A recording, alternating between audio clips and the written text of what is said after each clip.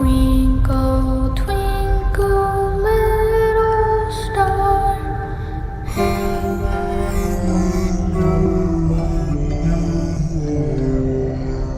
He's alive!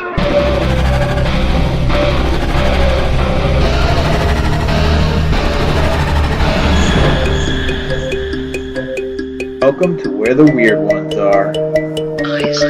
Every time I speak, I want the truth to come out. Powerful figures in Hollywood as well as powerful politicians who are in fact not human. They're reptiles or they're lizards or perhaps extraterrestrials.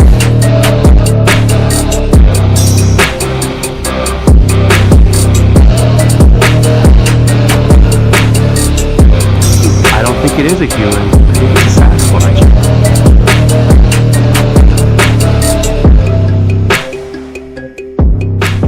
Go ahead and run. Run home and cry to mama.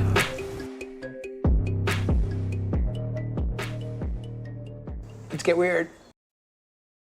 Whoa, what's up, you fucking weirdos? Welcome to another episode of Where the Weird Ones Are. My name is Kevin, but you probably already knew that, and if you didn't, now you do.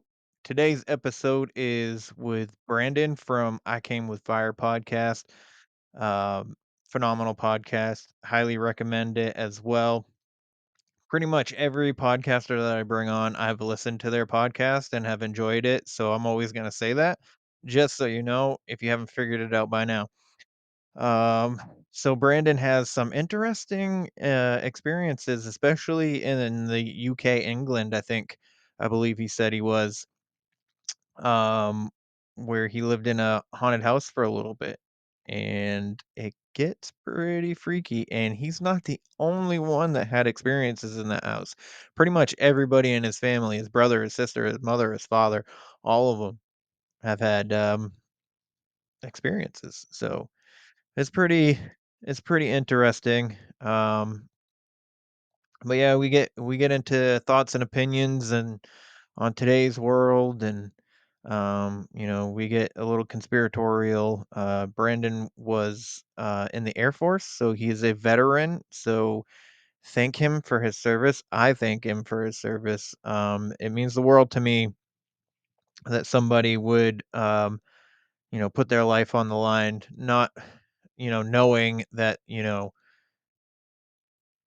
there's a chance to go to war and possibly no longer be here to do things in this realm, to see family and whatnot. So that's number one. Just deciding to join is pretty brave to me. So, but Brendan also is a wonderful person, super friendly. He's pretty comical. I like him. I like him a lot. So I hope you guys all show him some love and go check out his podcast. So 40 Fest is coming up real quick right here in Sanford, Maine at the Memorial Gym on June 8th. I will be vending, so my hot sauce you can get. I now have 3 flavors, so it should be a good day. Have t-shirts and stickers and whatnot. There's a lot of cool vendors. My friend Phil Anderson is going to be one of them, so that's going to be pretty dope. And um, yeah, so you go to Facebook 40 Fest to get your tickets. If you can't find the Facebook page or whatever, you should be able to find Paranormal 5, Missy and Richie. They can point you in the right direction. They are the ones hosting the event, so they'll definitely have the links for you there. Um, if you like garlic, I highly recommend Bigfoot Breath. It's raw garlic dust and it's pretty fucking tasty. I put it on just about everything. So that is Flavor of the Forest. You can get yourself some at flavorsforest.com. You can also follow them at Flavors Forest on Instagram. Nelson's a good dude, and his partner Matt. They're both super friendly. Um, really enjoy speaking with them. Great dudes. So also the garlic is phenomenal. You'll never have if you like cooking with garlic powder, you'll never want any other garlic powder once you have this. I promise you. I put this on when I make my dough for my pizzas, I throw it in there into the dough, and then I knead it, and then freaking I even put it on in with the sauce, and man, it is so tasty. So, but then you'll end up with breath, much like Bigfoot, very garlicky, but you know what? I have no regrets. I have no regrets. Yeah. So, anyways, if you guys are interested in checking out the I Came with Fire podcast, I highly recommend you do so. Um, Brandon now has a new co-host. His name is Chris, and Chris also has his own podcast. So go check both those podcasts out as well. Um, I mean, go check out Chris's podcast as well. So please show Brandon some love. Super grateful that he took the time to come on today. And yeah, it's going to be a good year, guys. It's going to be a good year. I promise. So, story time just came out on patreon.com/weirdos only. If you are interested, that is $5 a month. Pretty inexpensive, just barely higher than a price of a cup of coffee. But you also get a free coffee mug, and you can get segments of Conspiracy Tuesday and Story Time. You get early access to the show, which I'm only doing like a day before, which I'm finding out it's probably better to do like at least a week before. That makes it a little more enticing, but I don't know. 60 hours a week, and now I have a newborn baby. We're probably just still gonna be just the day before. Um, and then, once, the workload slows down and whatnot, maybe I'll be able to do a lot sooner than the day before, but who the fuck knows? Nobody knows the future. You can't tell the future. I can't tell the future. I'm not a fortune teller. But yeah, if you're interested, cool. If you're not, that's fine too. I'm just happy you're here listening to this. And if you decide that you don't want to listen to it, that's fine too. I'm not here for you. I'm here for me. I'm here to have these conversations because I like to have these conversations. So, anywho, um, if you don't mind and you are willing to do any to support the show for free, please like, follow, share, subscribe, leave a rating and a review. I would greatly appreciate it. It would mean a lot to me. And I'll read the reviews right on here. You know, you can also leave a rating and review on the website, which is where the weird ones are podcast.com. And if you have yourself encounter stories, experiences of any kind with whatever, and you would like to come on the show to discuss it, please hit me up at wheretheweirdonesiare@gmail.com. Or you can follow the Instagram or Facebook where the weird ones are. Instagram is where underscore the weird ones are. And then the Facebook's just where the weird ones are, and you'll be able to find it.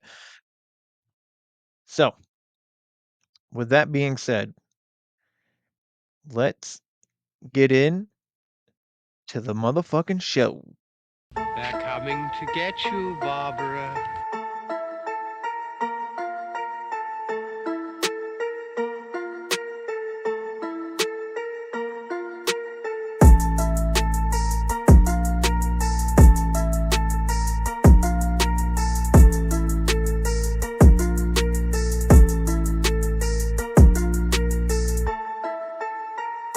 Let's get weird. Let's get weird. Let's get weird. Let's get weird. And weird get weird.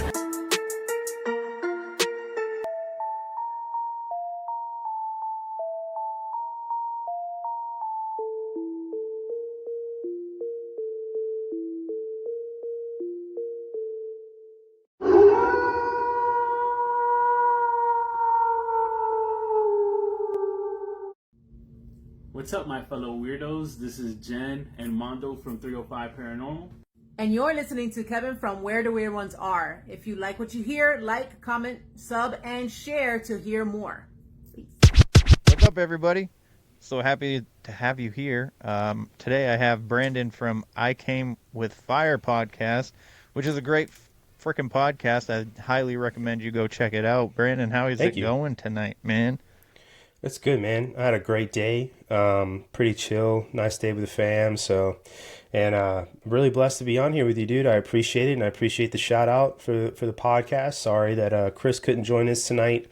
It's me just holding it down. I'm riding solo and ready to talk about some weird paranormal stuff. One of my favorite topics. So I appreciate it, dude. That's nice. Well, I appreciate you taking the time to come on because without people like you to talk to, I'd just be talking to my damn self, and I don't know if that'd be entertaining. I'm not saying that I wouldn't do it. I just don't know if it'd be as entertaining. I feel you, dude. I know exactly how it feels, for sure. Yeah, and time is, our greatest, most valuable currency. So, I appreciate the time you taken to do this, man. Yeah, man. Not a problem, it man. means a lot to me. Of course. So, anywho, if you don't mind letting everybody know a little bit about yourself, what it is you do, where they can find you. Yeah, man. I'm Brandon. I recently separated from active duty in the Air Force. I did 15 years. A lot of people will tell me I'm crazy for not doing the last 5 and getting a retirement. But without getting too much on my soapbox, I'll just say that the military is not what it used to be, and definitely refuse to participate in what it's becoming. So I got out at 15 years. But I do cybersecurity now. I live out in California because the Air Force put me out here. And my co-host, who unfortunately couldn't make it, like I said, Chris, active duty Green Beret, awesome dude. You can check us out. He also has his own thing. It's called Common Freakin' Sense podcast as well. And you can find him on my page, or you can find me all over his page. But we're both social media on Instagram. And then I Came With Fire, we are on Rumble, YouTube, Spotify, Apple, and I think Google Podcasts. And I know they're getting rid of Google Podcasts, going to YouTube Music or something. So, but we're over there, and Common Freakin' Sense is also on all those platforms. And he's starting up with Rumble, but he's not fully ported over yet. So, but yeah, man, that's where you can find us. And like I said, I appreciate the shout out, and appreciate us checking us out. We're not a strictly paranormal or high strangeness type of podcast. I just have a huge interest in it, right? And so it's something we talk about commonly, but we do political commentary. We do a lot of military related stuff. We talk to a lot of vets who've had have crazy stories. We really will talk to anybody. I don't care what you've been through, political side of the aisle you're on. I don't care. We just try to talk to everybody. And I appreciate it, man. Thanks for giving me the opportunity to let everybody know where to find us. Absolutely. I think I came across your podcast through Instagram originally. That's when I first heard about it, and then I checked it out. And there's this one woman that you had on that was interesting, the Machine Gun Girl or something like that. I can't remember her name now. Was this maybe a month ago? Yeah, something like that. It was before you had 1-0 on. I know that. Mm-hmm. Yeah, that was the episode that I missed, actually, and my previous co-host, Zach, who he just bowed out, basically, because he's got a lot going on with his family. So, love Zach to death. Him and I, great friends from deploying together. But, this one that he said on it, hers, Tactical Unicorn is her Instagram handle. Yes, mm-hmm. That one. Yeah, they had a pretty good one. They had a pretty good conversation. It was more like a 2A Second Amendment conversation. Zach is a very, very big gun nut, and so is she. So it's kind of perfect that they got the opportunity to talk about it. So yeah, that's cool. I am a 2A supporter as well. I think everybody should have one because you never know when things can happen, and it's better to have one than to not. So, amen. I see you got the 305 Paranormal sticker back there. Yes, I do. Yeah, man. We had them on last year for our Spooktober event. So we Did got you? we had them on in October last year. So Oh love man, I them, missed man. that one. Dude, it I'm was a gonna have great to go back. conversation. And if you Yeah. like the paranormal as well, I get some good friends who are both active, or one of them's active duty still, but Air Force vets. MP Mike Papa Paranormal, really really good. Those guys Okay. actually are fucking amazing, and they have their own YouTube channel, and they get some absolutely insane evidence. So you should, if you want to have a Yeah. good conversation with a couple of really rock solid dudes who have some amazing evidence, just down to earth bros, basically. That's who you want to talk to for sure. All right. Hook you up, I dude. think that we just started following each other. MP Paranormal. Yep, that's them. Yeah, I think they just started following me and I followed them back. But Brian and Dylan. you Yep. yeah, okay. And a good guess for you too would be my good friend Lavender. She was in the Navy.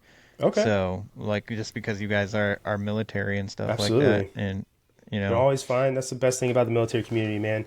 You find out somebody was a veteran, you automatically can just vibe and have something to talk about. So absolutely, same shit absolutely. sandwich, just size and capacity. You know what I mean? So Yeah, yeah. My whole family has been military. My dad, my mm, grandfather, my uncles, my cousins. None of my siblings, surprisingly. mm, My or I, as we were talking before we yeah. started recording. But my brother entered and he has flat feet, so he Oh ended up man, he got to basics and then he got discharged because of his feet they after caught it during late. basics. Mm. Yeah. And then my sister joined and was at basics and I just think she couldn't handle it. So, Oh, okay, that happens. yeah, it does. But she's an you'd have to know her to understand she's likes to she's a drama queen basically. So Okay. when I heard she was joining, I was like, that's not gonna last. You know they tell you what to do, right? And you got to listen. Yeah, that's funny. But yeah, anyways, man. So paranormal it's one of my favorite subject. I love talking about this stuff. I love talking about conspiracies and Same. all this stuff. Mental health is really big, Yeah. and I know that with the military, I'm sure you guys touch on it a little bit too, Yeah, we've had especially quite a with few the guests. episodes. Yeah, with the guests that you have. Um, but yeah, so I I've heard on your podcast Hmm. and when you guest spotted Yeah. like some interesting dreams. I think it was either you or Zach. I can't. I always get you guys mixed up for some reason when you guys talk. But Yeah. there was some interesting dreams that you guys talked about, and then I know you said something about a haunted house in England, Hmm. and I was like, ooh, that's interesting because England has a shit ton of history. You know what I mean? Yeah. Yeah, man. So if you were to break it down, like Zach is definitely. I mean, I'm a skeptic too, but I have had experiences. So like, I believe that that stuff is real. But Zach Mm, is more of like a pragmatist, I guess you could say, and he's one of those people just in general is like he will, if he trusts you, he'll know that like something happened to you, but like he needs to experience something for it to be like real in his mind. You know what I mean? Which is well, cool. that's a It's great lot to of have people. around. Yeah. And if you're gonna honestly, if you're gonna like go on an investigation, it's always good to have somebody like that around because if you Absolutely. get a bunch of people that are just like, oh man, we really want to experience something and we're here for that, then you get in those like thought loops and then you start like your confirmation bias maybe or whatever and Zach can be like, you guys are both fucking idiots, man. It's just the wind or whatever, you know. But that's Zach. But yeah, Yeah. dude, I've definitely I've had experiences my whole life.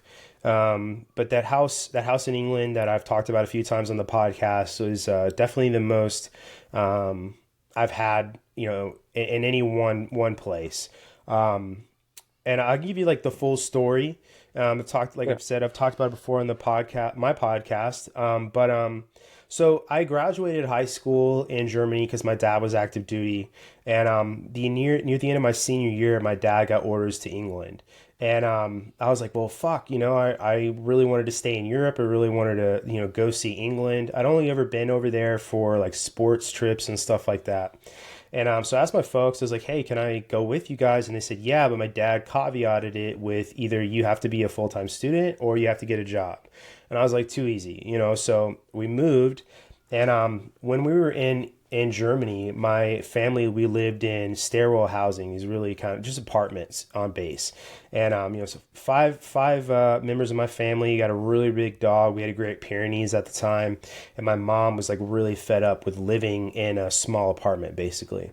And so she told my dad, like, we're living off base. We're living on the English economy when we get there. And so like the first 2 weeks we were there, we spent looking for a house. And we eventually went and found a house who was being rented out by a couple of Air Force members as well. And immediately when I walked in, we went into the foyer and out into like the living or the dining room. And was staying there around their dining room, and there's a really, really big window that looked out into the backyard. And so I just went to the window to look out into the backyard. My folks were talking to the couple that was renting the house. And I noticed in like the corners of the windows, like resting on the sill, were two St. Michael's coins, like Catholic coins. And I'd seen enough shows, right, like Unsolved Mysteries or whatever, and read a lot of books, so to have a hefty interest in this my whole life. I was like, oh, those are there for a reason. You know what I mean? It's not just something you may just have them lying around, but they're there for spiritual protection, right? And so I asked the lady who was living there, I said, hey, what's up with these St. Michael's coins? Because I noticed in another window in the laundry room right off the kitchen in the dining room that there were St. Michael's coins in that window as well. And I was just like, what's up with the St. Michael's coins? And she told me, well, we just had the house blessed by an English priest, and we had some really weird stuff going on here, and so they put those coins there. And she's like, there's some coins buried on the property as well. And my mom is really sensitive, and so her and I kind of have that connection with one another. And so I looked at her and I'm like, dude, there's no way we're renting this house, right? Like, and this is like the second week of looking for houses. My dad is like ready to fucking settle down. My mom is like put the kibosh on several houses already. And so, of course, that's the house we ended up renting out of, right? And from the first day, literally, something happened in that house. And my dad, like I said, active duty, so he was at work. I wasn't in school anymore. I actually ended up getting a job at the gas station on base, but I hadn't started yet. So my brother and sister were both in school, and so it's just my mom and I at home unpacking boxes. And so we're staying in the kitchen, unpacking boxes, and then we hear what sounds like somebody walking across the floor from the foyer, which was a tile floor, and then up the stairs. And the stairs creaked. And when you got to the top of the stairs, it was a really loud creak. And if you went left and then to the right into my parents' room, the floorboards really made a big squeaking noise. And so we heard steps going up, and my mom and I like kind of looked at each other and like made eye contact, and both of us like knew what we were hearing and kind of sat silent for a second to see if it would stop, but it didn't. And you could actually hear the footfalls going up the stairs and thump, thump, thump. And my mom yelled out. She's like, Brian was my dad's name, and no answer. So we just walked out into the foyer, and we just stood right at the bottom of the steps and let whatever it was finish walking up the steps. It hit the top step, it took a left, and then it took a right into my parents' room, and we could hear the floorboards creak the whole way. And she just yelled up the stairs. She's like, well, whatever you are, she's like, you can stay if you're nice. If not, you need to leave. And but that's how it was, man, from day one. And even when we we would be sitting down in the living room, we'd hear what sounded like somebody running around upstairs. There was some glass doors, like French doors, I guess you could say, that went from the dining room into the living room, and they would open sometimes when we were all sitting on the couch. But like I said, I got a job at the gas station on base, and a lot of times I would work really, really late at night, and I would bring home food for myself, and I'd buy like one of those like Stouffer's microwavable lasagnas or whatever. And one night I did, and I came home, and went into the kitchen and prep my meal. But before I did that, I went into the living room and I put a DVD in the DVD player and just had the DVD sitting on like the home screen, you know what I mean, to hit play. And it was the only light that was on in there was coming from the TV, because it was, I don't remember what time it was, but it was really late. Everybody was in bed. And so I put all my food on a tray. And as I was walking out into the living room, walked across the dining room into the living room, if you cut right, the room went like, that's where like the depth of the room was, where like all the couches and everything were. And I could see right in the back of the room, in between like the couches and this like dry bar my parents had, there were these three really big black shadows. And they were just standing there like were waiting for me to walk into the room. And it took me a second to realize like what I was looking at, because like I said, it was very dim. It was just the screen from the DVD home screen. And I said this to David and Amanda from One Nothing, but if you're familiar with the color Vanta black, which is like the blackest black I guess there is, that's what it was like. I couldn't see through them. I could see like there was like a head form and shoulders, almost like, it was like standing like that with arms together. And I just was completely and totally flabbergasted and scared. I remember standing there for a few seconds, and then I just turned around, and I had a full glass of milk, a lasagna, and something else on this tray. And I set it on the dining room table, went upstairs, and went to bed. And in the morning, my dad, when he was going to work, he woke me up and he's like, "What the fuck is up with this full ass glass of milk that you wasted and this lasagna on the table?" And so I told him, I was like, "Oh, I had a really weird experience last night, basically," and didn't really tell it to him. He just wanted me to clean the shit up, and so I did. But yeah, man. I mean, I keep telling you stories, bro. That house was wild, and I was only there for a year, and my brother and sister, they were there for 4 years, so they always had shit going on. Yeah, because that's my brother. That's where he went to high school, so all 4 years. There's a couple takeaways from that I'm taking from that second story. First of all, I've seen shadow figures my whole entire life since I was a little kid, and my first experience, I was like 4. It was before I even started kindergarten. Wow. And they were blacker than anything else, and it was at night, and they were outside. Can't see shit outside, but I can see these figures. Okay. You know what I mean? And then the other one, I always found foyer like an interesting word, and I don't know why, but every time anybody ever says it, I'm like, oh, that's such an interesting word. So fancy. It's French. Yeah, French exactly. guys, And then flabbergasted. I've never heard anybody actually like use that word in telling a real story. So that was that. It makes me laugh, and I don't know why. It's an actual word, you know what I mean? It is. You're and right. it means what it means, It does. Yeah. But it always just makes me chuckle inside whenever I hear it said. You. And then my fourth fucking point is, who the fuck drinks milk with lasagna? Dude, you know what's funny is you're like, I couldn't even tell you. The several people have said that to me. They're like, there's ricotta cheese in lasagna. But dude, I don't know, man. that was my fucking like drink of choice at the time. My parents used to get on my ass all the time about all the milk I would drink. And but I don't drink milk anymore, not really. I mean, I don't even eat cereal anymore, so but yeah, I don't know. It was just what I fucking wanted, which is pretty heavy. Given all the pasta and tomato sauce and whatever the hell else. Yeah. Yeah. Good question, man. Hard hitting. I couldn't tell you. And it was 2% too, dog. It was 2%.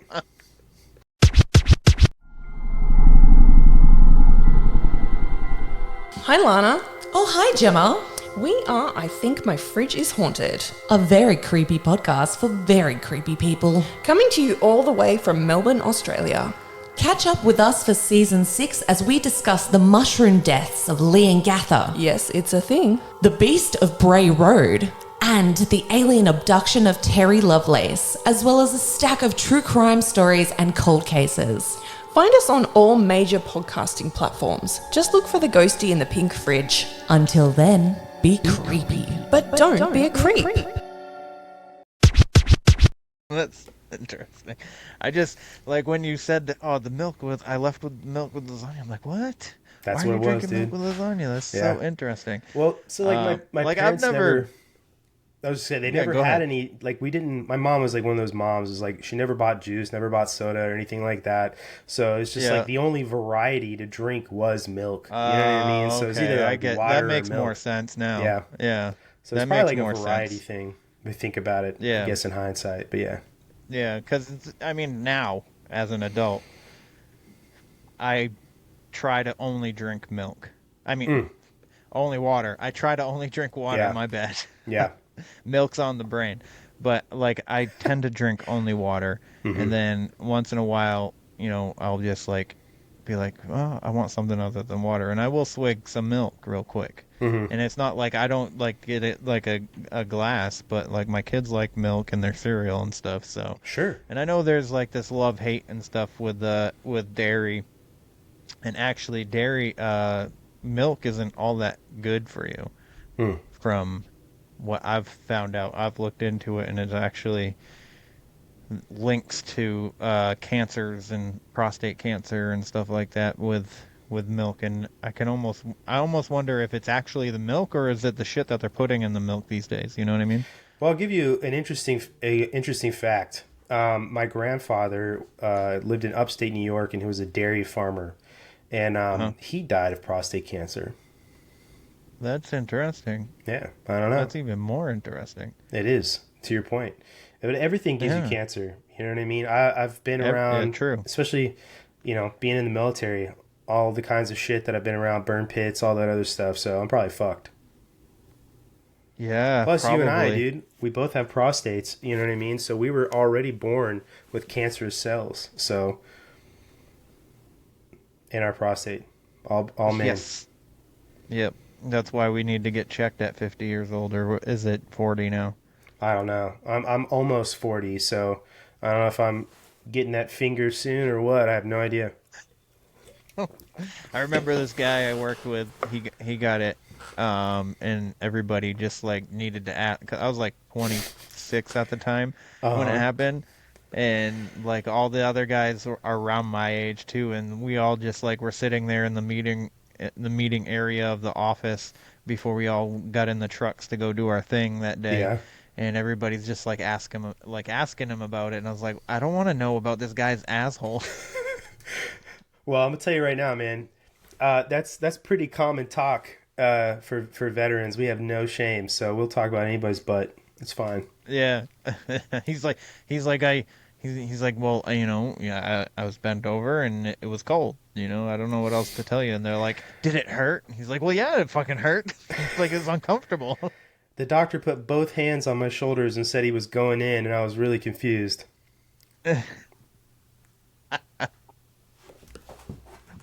that's not something that's not a milestone I'm looking forward to. You know what I mean? So. Yeah, me neither, man. Me neither. Cause I don't know what it feels like, and it's something that I don't ever care to find out what it feels like. So I'm with you, bro. But it'll be a medical procedure only, I guess. So yeah, one day. So we'll see. And it's then, coming. We'll probably both cry after. Yep. And then immediately have to go have a double cheeseburger with extra bacon, fries, and a really, really big beer, just to feel like a dude. Yes. Yes, absolutely. Right. Just look and my go doctor to the gun in the face. range. Yeah, exactly. Don't look me in the eye after this. Everything needs to be wrapped up. Yeah, before I need to, whatever fucking copay and paperwork, just give it to me. Because as soon as this is over with, I'm leaving. Don't call me either. Have the nurse call me with my result.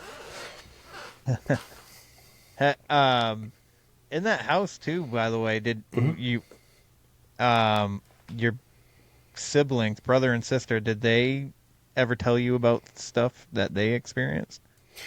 Yeah. So the footsteps was a very common thing. I don't know that any of them ever saw any sort of apparition or shadow figures. I would have to ask them. Yeah.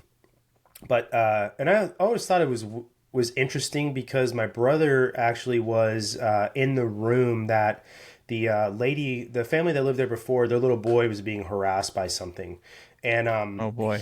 My brother was actually in the room that little boy was in, being harassed by the spirit or whatever of an old woman.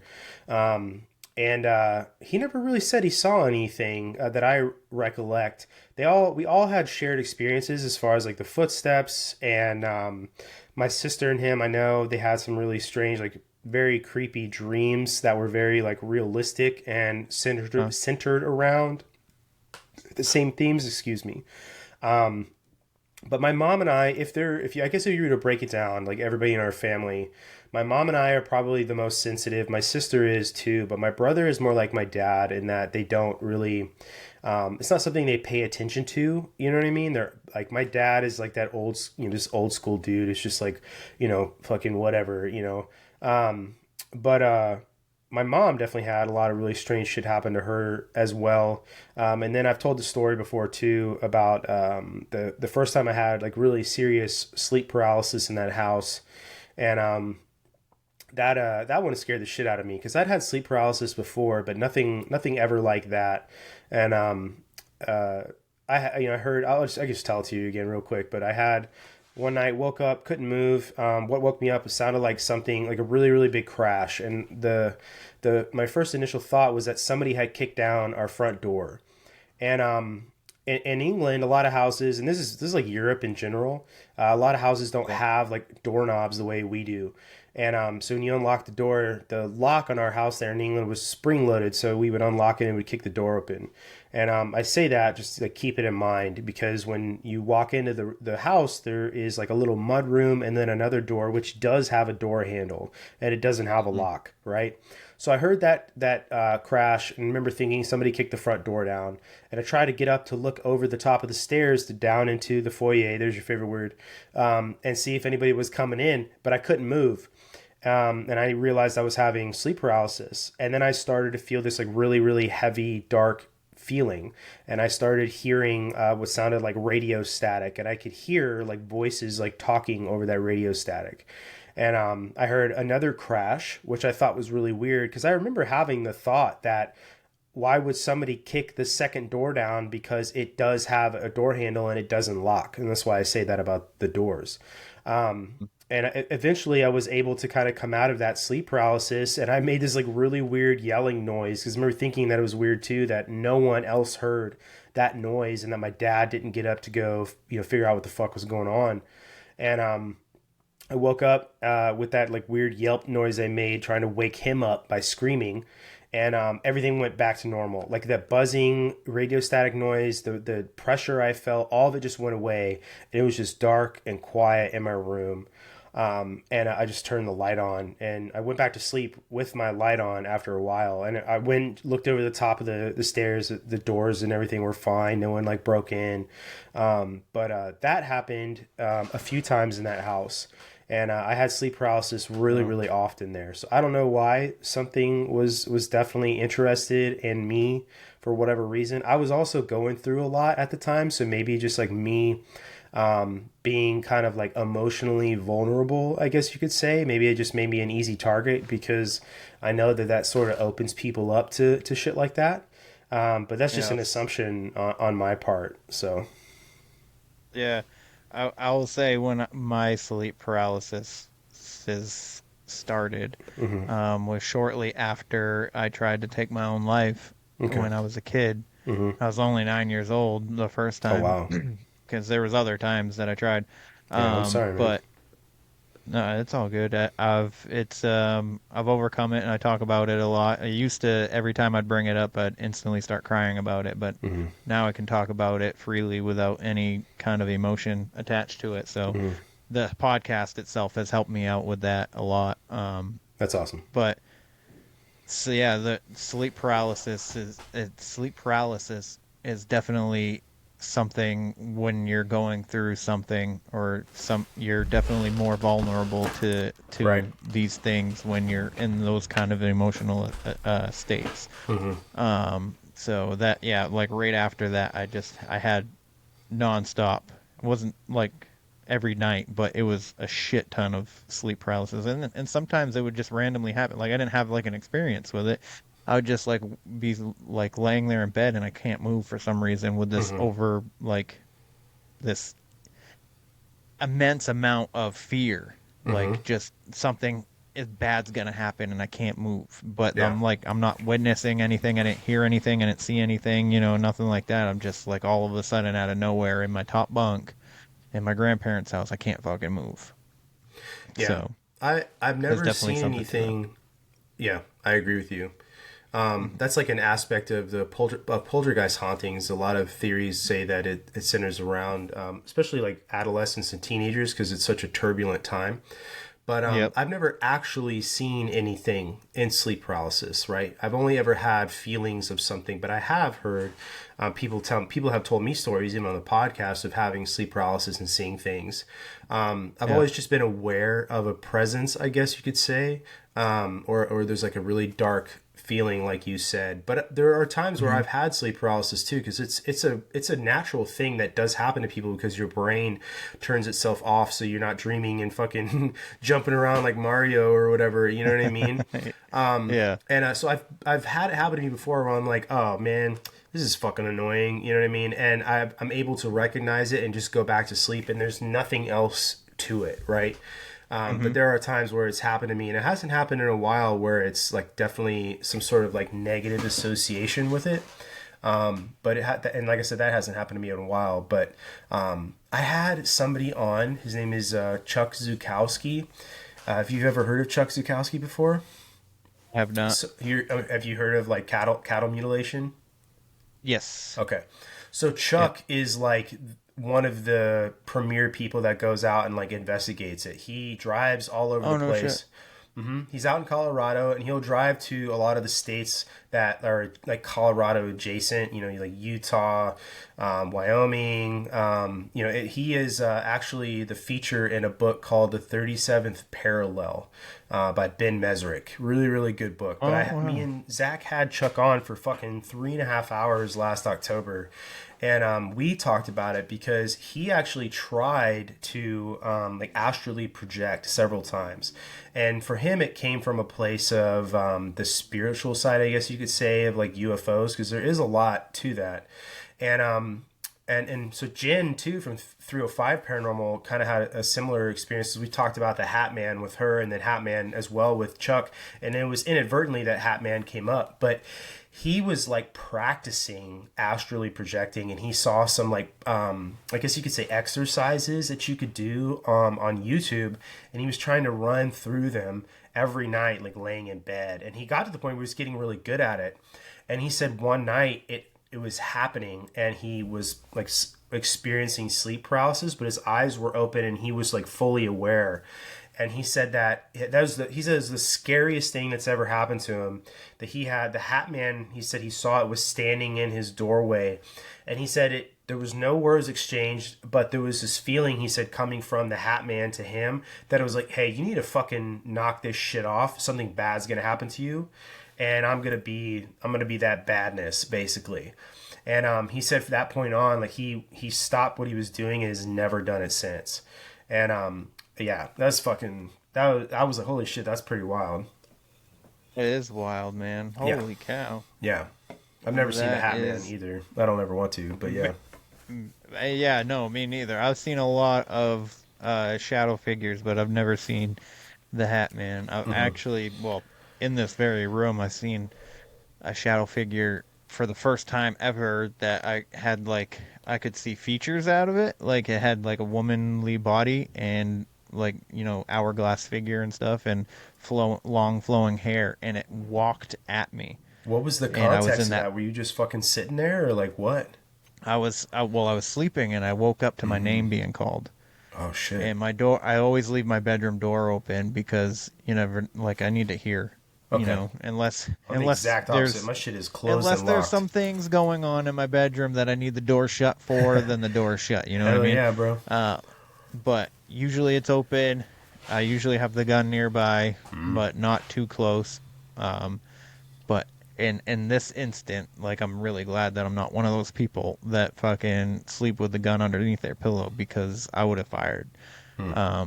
And so basically, I wake up to my name being called, and I open my eyes, and I see this figure in my doorway, and I'm just like, what? And then I couldn't, like, all of a sudden I was scared, and I couldn't move. And I'm like kind of like sprawled out, so my arms are both like this, like fucking a T. And I'm looking at this, I have my head kind of sort of up, and I can't move. And it starts walking at me in the best way I can. It's the silliest way that it walked really sillily. that's not a word, but it like the best way I can describe it is like fucking is like a C3PO. You know, it's just like yeah, just like it moving its arms like this, and it was really, and its hair, adds to the hair was creepiness, dude. flowing. Yeah, and I'm just like, oh, what the fuck? And I'm like, and I can see out of the corner of my eye, I could see my phone. So I start like, and it's not very far from, it's probably like this far from my hand. So I'm like going like this with my fingers trying to grab it. And I'm just like reaching for it, and I'm just like, come on, because I want to light this up and see who this person is. And I know it's a female. And I thought when I first woke up, like my mind was, you know, this girl that had just left the house, like that night. Okay. And I'm just like, so you thought maybe she like came back? Yeah. And I'm reaching, and I finally, like, I just break out, and she's like right there on the edge of my bed, at the foot of my bed, and about to get onto my bed, and all of a sudden I'm just like, and I grab my phone, and I sit up at the same time and light up my room with my phone, and there's nothing there, and like I was sweating and everything, and I was just like, holy cow. And then I had to go to the bathroom, of course, out of all things, and I couldn't even, like, it took me 10 minutes just to leave my room. I sat there at the edge of my bed, and I was just like, what the hell was that? Like, and I don't know what it was like trying to tell me. Like, I feel like it was something that was trying to tell me something. Because this girl is now my girlfriend and is pregnant with my kid. So we're going to be having, you know, a little girl here soon. So I don't know if that was like, sometimes I feel like it's a warning. You know what I mean? It's kind of weird to warn you about your girlfriend. You know what I mean? Yeah. Yeah. Let's talk. So shadow people really interest me, because I don't think it's like a ghost in the sense that it's the spirit of somebody who's trapped in between, you know, the afterlife and this world, right? Like and purgatory or whatever you want to call it. David from 1-0 said that he thinks it's like something interdimensional, and I kind of agree with that, right? I don't know if it's interdimensional or if it's just like something that's non-human, so to speak. I think they are different. I have no explanation for them, right? So like anything I say is total postulation. I think I agree with him that they're not human. I don't think they are. Me neither. And I think that I get the impression that they're negative. So the ones that I have seen, right, and I had one other instance with like a shadow figure, and this was in Germany when I was living there the second time when I was stationed there with the Air Force. And I went outside. My trash cans were outside of my my house, and I went out in like the driveway and went to walk down the stairs to take the trash out. And there was just this really massive shadow figure standing right at the bottom of the stairs. And it was just like 2 or 3 steps, and I could see it from the light that was right by the door, illuminating the driveway. And I even took a picture of it, and I sent it to a good friend of mine who I work with, because her and I had been like posted together before, and she's actually kind of similar to you in that she had tried to take her own life, and it really opened her up to a lot of the paranormal stuff that she and her. I would love for her to come on my podcast, because I've listened to her for hours talk about her own experiences. Sorry, not to get too derailed there, but I sent her the photo, and she's like, dude, that's fucking crazy. Like, you can see it, and it was very similar to the ones that I described in England, and that really, I guess you could say, it was like cloaked looking, because it was just very rounded in that head, shoulders, and then like, you know, just body, not arms, not legs, just like body, you know what I mean? And I've only ever seen like shadow figures like that in some sort of like artistic rendition or on videos from, you know, whatever paranormal show, you know, is on TV. I don't know what to make of them. I do find them really interesting, because as humans, we associate like the color black with negativity for a lot of different reasons. You know, in the dark, we're all afraid of the dark as kids. You know, coming up as humans, evolving. You know, predators hunt at night. You know what I mean? So that's why we're all so focused on a fire when it's there, because it's the only light and it's safety and all these different things, right? So there's a lot of negative attributes to the darkness in that way, I guess you could say. And so to me, like that, I think influences that thought of that it is something negative. Because I mean, I've never seen or heard anybody who's had an experience with a shadow figure that was like, oh yeah, and then I won $1 million the next day, or like I found the money I needed to get my tire fixed. You know, it's never anything good, right? Yeah. I've never had like a negative experience with other than this one, like That's the one scary that as came fuck. into my I'd call that bedroom. negative. Yeah.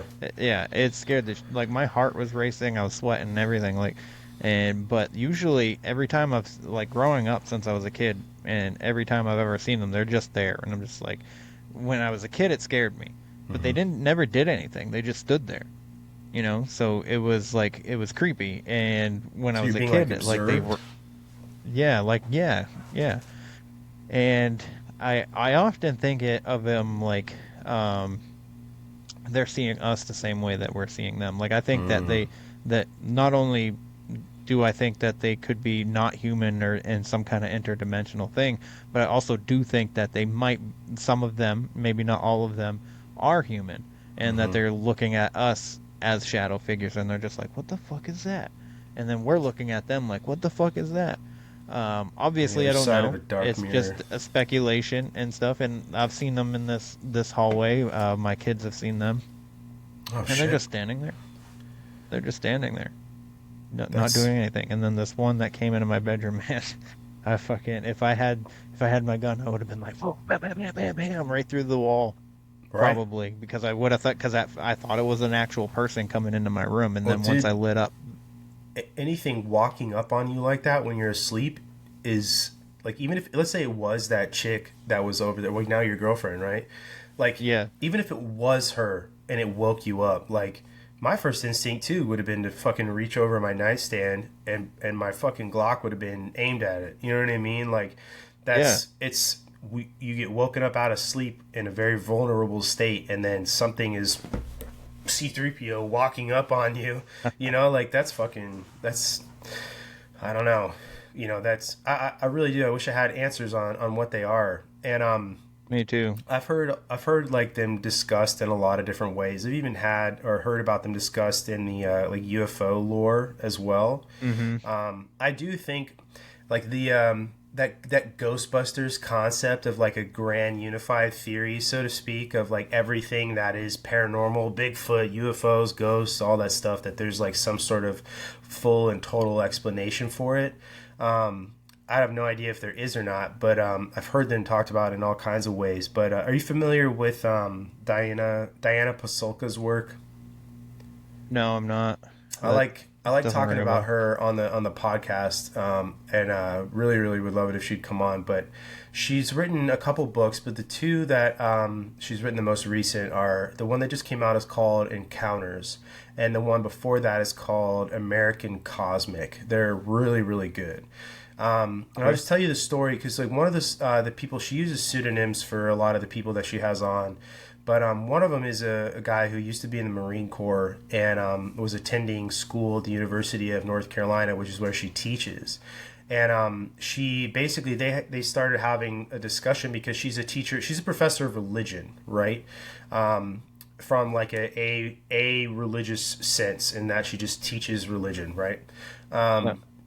She is religious, she's Christian, she'll tell you that, but that's not why she teaches religion, right? Just to put that out there. But a couple of his experiences are shadow figures trying to drag him out of bed, all this stuff.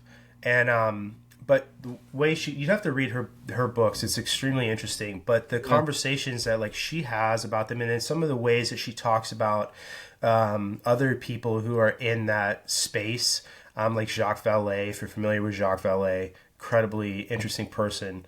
The shadow figures are a prominent piece of that. And it's really weird, and I don't know if it's like, you know, an interdimensional thing insofar as that, or if it is, you know, the quote unquote aliens that we're all, you know, used to hearing about or whatever. I don't know, but they even have a footprint in that lore as well, is why I say that. So that's why I say like they interest me because they seem to be all over the place. Yeah. Yeah. That's, oh man. I'm gonna have to check her out too. Have you ever spoken to or have you heard about Alex Dietrich? Dietrich? No. She was Air Force, and she saw her and her co-pilot saw a UFO that looked like a pill, like a Tic Tac. Okay. Yeah. And she was just at this event that I was at, and I talked to her for a little bit, and she has a wicked interesting story. And I'll have to check it out. Yeah, just because Air Force, you know what I mean? Like, I feel like you guys would be able to relate or something, or you'd be able to like relate to her story, maybe. Not that you've seen anything, but like, yeah. Actually, you want to know what? That leads me into my next question, into one of the questions that I wanted to ask. Have you ever seen anything in the sky while you were in the Air Force?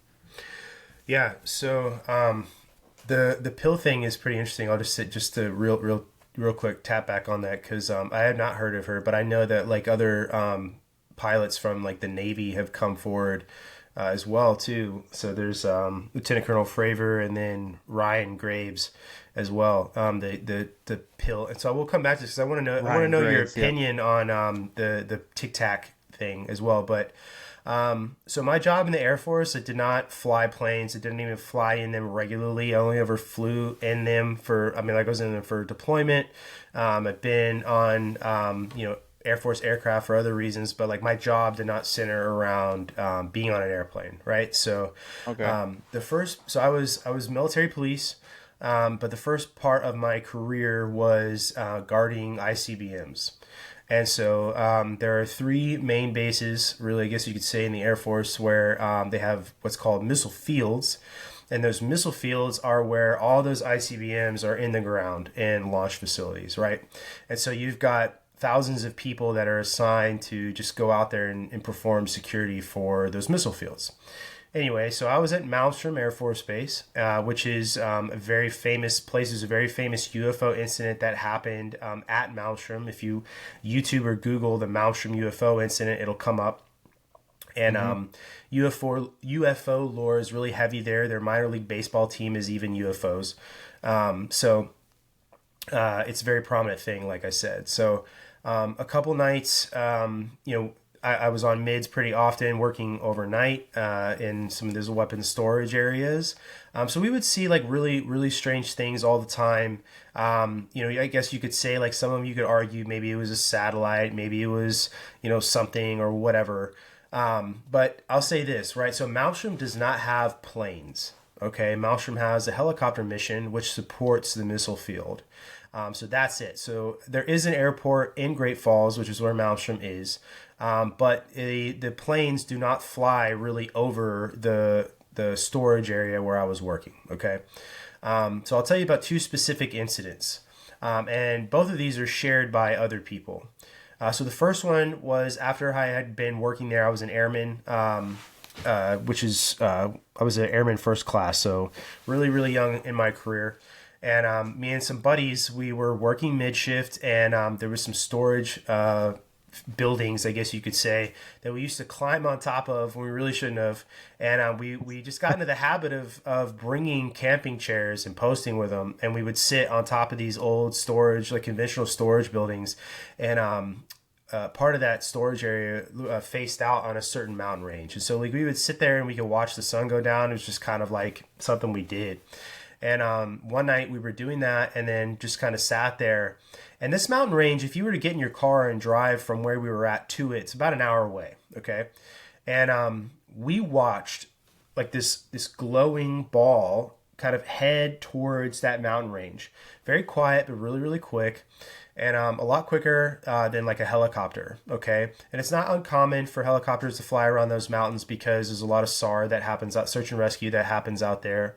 But anyway, so we watched this happen, go out towards the mountain range, and then a light came off of this orb. And it illuminated the side of the mountain like way brighter than like you really if there was a helicopter out there looking for somebody and they were using a spotlight, you probably couldn't tell that that was happening from our vantage point just because of the distance, right? And there's not a lot of light pollution in that part of Montana. There's not a lot of light pollution in Montana in general, but it lit up the mountain like it was daylight. And this happened for a couple minutes, and then it blinked out, and then it went to the other side of the mountain range, like just as quick, like it, like that, you know what I mean? And it lit up the other side of the mountain range and kind of moved around, and then blinked out, and then went back up into the sky. And we're like, what the fuck was that? Like, that's insane, like, and that was really, really far away. And it definitely, for the rest of the night, we were like looking around, for it. So that was something. And then another night, this is several years later, and we were doing security for something being moved around. Let's put it that way. And we watched, me and the other guy that I was posted with, we were watching what was going on. And as this convoy was moving, we watched another orb. It comes out of the sky. This guy was not there the first time this happened, but watched it come out of the sky. And then it was probably maybe 50 feet off of the fence line. And it literally tracked the convoy as it went the fifth of a mile to where it was going. And then it blinked out, went back up into the sky, blinked on again, and then took off into the sky. And all it was an orb. It was like a yellowish orange soft glow. And we both just like, what the fuck? We even debated calling it in to like stop what we were doing, but we didn't. And I will say this, okay? There is an old radio tower that is in this facility. I don't know if it's still there, but it was at the time. And it's been decommissioned. It was like a Cold War era thing that we hadn't used in forever. But after it took off, the light on the top of this thing lit up and then went right off. So it was like some sort of, I don't know, like energy that it picked up on. It came on and went off real quick. And we noticed that too, like right away, because that never happened, like ever. But it was really, really weird. But those are my two like UFO experiences personally. But a lot of people that work out in the missile field will tell you they've had experiences. I mean, you're out there for fucking 4 days, and they give you NVGs at night, and that's all. There's a lot of time to kill and be stupid. So, anyway, that's wild, man. That's crazy.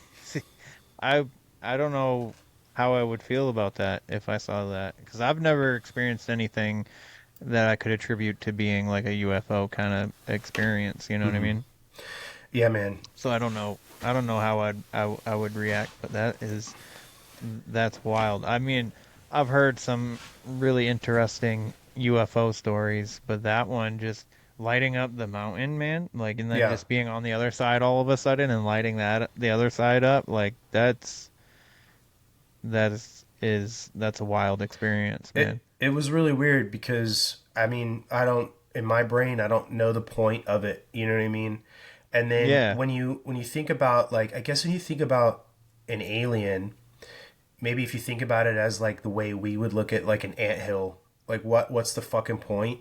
Like, what are you looking for that you need to light up the mountain range?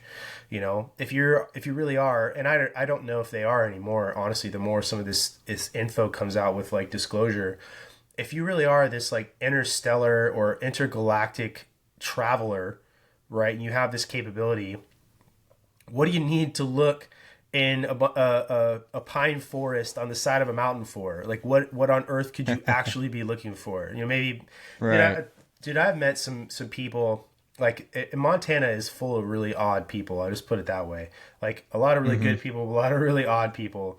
And 100%, like, they're like, dude, man, I fucking seen this UFO, and I'm pretty sure they're out looking for Bigfoot, and they're like dead serious about it too. And it's like, really? Like, you think that? And and I'm not like gonna shame anybody for saying it, because I don't fucking know, but they're like, yeah, man. And they'll sit there and tell you, like, dude, they're like, yep, there's something out there. I've lived out in the high woods my whole life, and there's all kinds of crazy shit I've seen.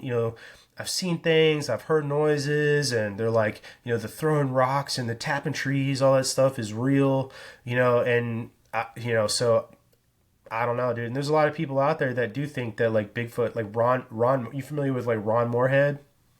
Yeah, I just met him last week. Dude, Well, I met him for the second time last week. that's badass, dude. I mean, I was just gonna say he has a book called Interdimensional Bigfoot. You know what I mean? So like, Yeah. there's a lot of really Yes. weird theories about, again, that grand unified theory of high strangeness. You know?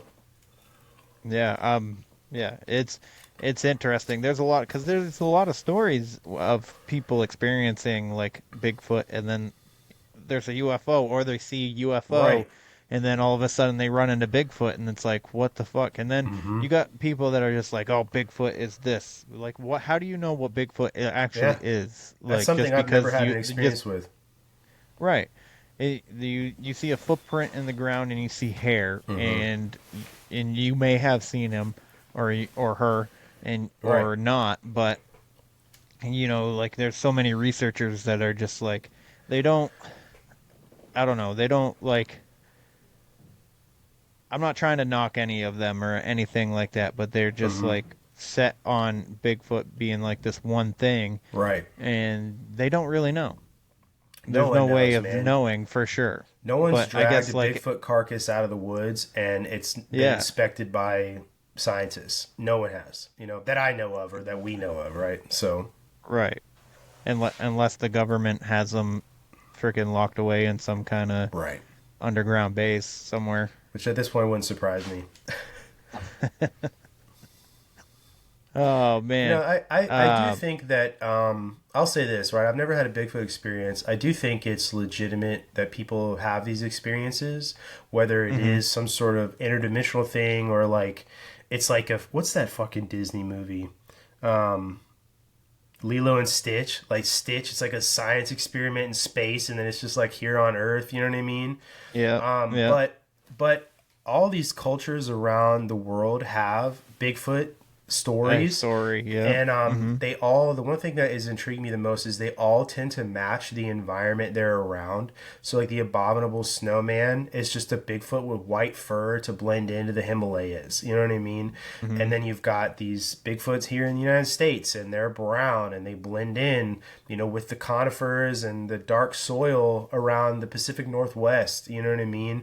And it's just like, it makes sense because animals traditionally are they take what, you know, the environment is around them and they blend well, you know, they adapt that way. So like who knows, dude, is it a real thing? Is there a primate out there walking around? Is this like some leftover remnant that was like, you know, an Australopithecus back in the day that early man encountered every once in a while and would kidnap their babies? Because that's some of the lore too. They would kidnap their children. And you even have stories in modernity about kids being kidnapped. And Les Stroud even went and tried to like, or he like covered the distance one of these like toddlers supposedly traveled, and it was like it would have been impossible. But they think that he was basically kidnapped by a Bigfoot. So like it's still a common thing, you know. So like I do think that there's some truth to it. I just don't know what it is at all. So Right. very interesting though. Yeah, it is very interesting.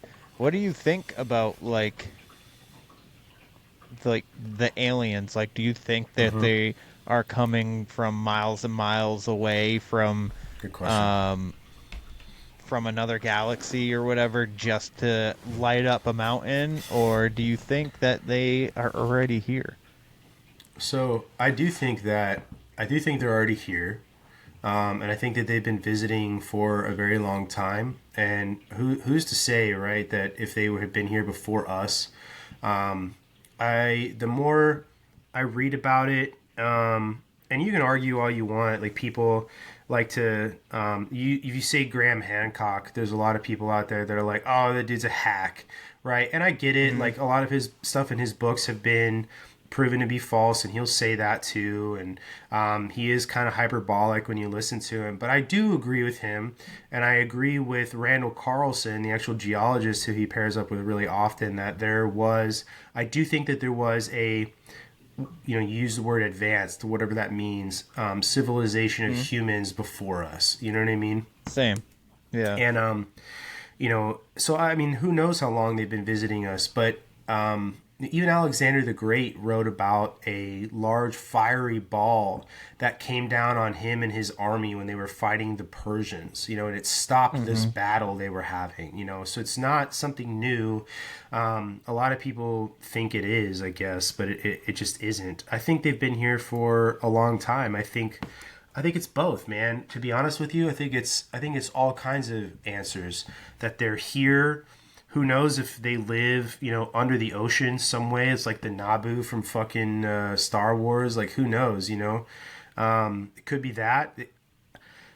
I always like to say this, too, that, like, if you think of propulsion the way that, like, we think of it here on Earth, that, like, it doesn't make sense. We can't travel to Mars on fucking, gasoline or diesel or whatever, they use for rocket fuel. It just can't happen, But if there's life on other planets, like, who fucking knows what sort of resources they have? And, if there's another civilization out there that's figured out how to travel intergalactically or interstellar way, like, who knows? Maybe they can bend space-time, you know what I mean? And then you're getting all these different, like, arguments about, like, what's the purpose of checking out us, fucking apes with nukes over here. And, I don't know, dude. I think it's a combination of everything, man. I think that they're here. I think that there are things coming out of our out of outer space to our planet. But even going back to, like, Diana Pasulka's work, her first book, American Cosmic, she talks a lot about that too. And one of the reason why she started writing about it is because she attended an event essentially where there were people talking about their experiences with UFOs. And they were talking about visitation they'd had from what they would call UFO experiences. And as a professor of religion, she noticed that there were all of these parallels with people who have been venerated as saints over the last several centuries. And that these experiences, if they had them today, we would all say, oh, you had an experience with a UFO. And that these saints, the things they talk about, they were, be glowing in their cell while they were praying, and other people witnessed this. Or that an angel visited, I don't remember, I think Teresa of Avila is the saint that she talks about in this case, said that an angel visited her, and she describes it as this small being, and it inspected her. And, it passed knowledge on to her, and she learned things. And other saints wound up with these paranormal abilities to heal people, or they knew everything about you without having talked to you. And there are people who in our age say they have experiences with otherworldly beings that they say are UFOs, and they have the same abilities. And so she thinks that some of her theories essentially are that these are what they would have called angels back in the day, that they were calling angels back in the day. And maybe they are interdimensional or UFO beings. It's really interesting stuff. I love her ideas on it. So, but yeah. She's been to, like, the Vatican fucking library and, like, the forbidden section of Hogwarts. God, the Vatican. You know what I mean? Dude, she has shit. I'm gonna have to check out her book now. Dude, she has had access to, like, info she can't even talk about. And just some of the shit, like some of the references she gives to these, like, really obscure, like, religious people from, like, the 16th or 15th century is wild. And some of the things that she talks about, it's just like, that's fucking nuts. Like, I would have not thought that this had any sort of association with a saint in Christianity, but here it is, and it's never talked about because it's so outlandish. It's just sitting in the Vatican library. And like I said, she's been in, like, the restricted section and seen, all kinds of wild shit. Dude, I always recommend her to anybody, man, because, like, she really is, like, somebody that's on, like, the fucking cutting edge of this shit and, like, actually, like, drilling down into the correlations between all this stuff, because I think that there's so much gatekeeping in this community and people that are like, no way that's related, or that's insane, and this makes more sense. And, like, she's taking these two concepts of, like, UFOs and religion and saying, like, here's all these parallels. I'm not saying that they are related, like, correlation and causation, but I am saying that these parallels are worth looking into, And she does it in a very, very solid way. It's really, really interesting. That's cool. Mm-hmm. I'm definitely gonna check out her stuff now. Yeah, dude. She teaches courses too on this stuff. Yeah, that's super cool. I do think I personally think that they are from here. I don't think they came from outer space. Because Christopher Columbus's diary supposedly talks about a craft coming out of the water when he's doing his explorations. And I haven't read his diary, so I don't know if that's actually what it says. I'm just relaying what has been said from people who have read it, I guess, supposedly. Yeah. And then you got the Admiral Byrd stuff where, they Operation High Jump, and he sees, these aircrafts coming out of the water to intercept him once he goes over the wall. So do you put any kind of like stake into the possibility of the Earth being flat or not flat, but like just like a continuous plane? No, I don't think the Earth is flat. I don't think that it is. I've never heard the continuous plane thing, so I don't really, not gonna really say anything about it because I don't want to. Yeah. But no, I don't think the Earth is flat. I do fuck with the idea that there are like hollow bits of the Earth that these things come out of. Nazi propaganda. Yeah. It was like the whole point of Operation High Jump, right? Supposedly, Admiral Byrd in his unconfirmed diary talked about these things. But I mean, when you consider, there's other stories that talk about beings coming out of like cave systems, like the Mammoth Cave system in the United States, right? The biggest one in the United States. I don't know if it's the biggest one in the world or not, but I don't think it's that weird to think like we don't know, everything even close about what's in the ocean. Like we're always hearing about new species, and as far as I know, like. No, I think I saw some statistic. I don't know if it's true that we know like 2% about the ocean, what the life is like in there. And that's just fucking nuts.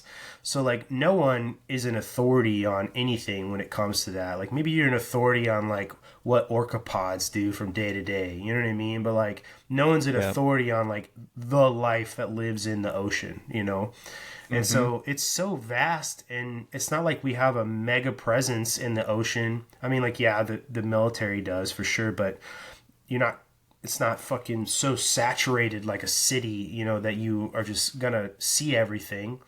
Like, I do. I think it's a high possibility that a shit maybe could live under the ocean, and what is it, like the fucking blue whale or some shit like that? They disappear every year for a certain period of time, and they know that they're mating. And like the predominant theory is they find this like crazy cave under the water with an air pocket, and it's just like this fucking blue whale fuck club under the ocean. Who knows? If blue whales are going there, I don't know. Maybe they're aliens. Hi, my name is Joe, and I'm the host of Tales, Trails, and Taverns. In this show, Rob and I like to take an active approach by hiking out to haunted, creepy, and abandoned places. We love the adventure and discovering the dark history of the locations we visit. We release a new episode every Friday on Apple, Spotify, and Patreon, as well as bonus episodes on varying Tuesdays. But don't just take my word for it, we have great listeners who have left some awesome reviews. I love adventure, but during those times when I can't get to the outback, I like to listen to Tales, Trails, and Taverns. Those boys dig deep into the dark history, and their first-hand experiences really delivers the excitement. This podcast is a beaut. Back when I was the governor, I didn't have time to listen to podcasts. But now that I'm retired from politics, I can focus on my two passions, pumping iron and listening to Tales, Trails, and Taverns. It doesn't matter who we are. What matters is that we all listen to Tales, Trails, and Taverns. I love listening to the podcast. Wait, what's a podcast again? It's an audio show you listen to. Oh, like on the radio? Sort of, yeah. Okay. I love listening to Tulips and Tiddlywinks. It's Tales, Trails, and Taverns. And what do you do again? Hike to scary places and drink beer. Sounds terrifying. Okay. I like to listen to Terrifying Tea Time, but not on the radio. Okay, thank you. You did great. You're welcome. Say, you're kind of cute. Is there a Mrs. Tales, Trails, and Taverns? Now you get it? No actual celebrities or political figures have endorsed Tales, Trails, and Taverns. All the reviews you've heard were written, poorly, by the host, George Lennox, as well as the impersonations of celebrities, politicians, and movie characters. I meant no harm. Please don't sue me. Maybe. Dolphins are aliens. I think freaking a lot of the sea creatures are just aliens, you know what I mean? Dude, jellyfish. Aren't they like... Jellyfish? Jellyfish are like... Absolutely. What is it? They can't... Shit, I'm fucking dumb. What's the damn word? They're like immortal, aren't they? Jellyfish? They can't die unless they fucking get killed? You know what? I don't know that because... Let's see. Well, Let's see what Google says. freaking...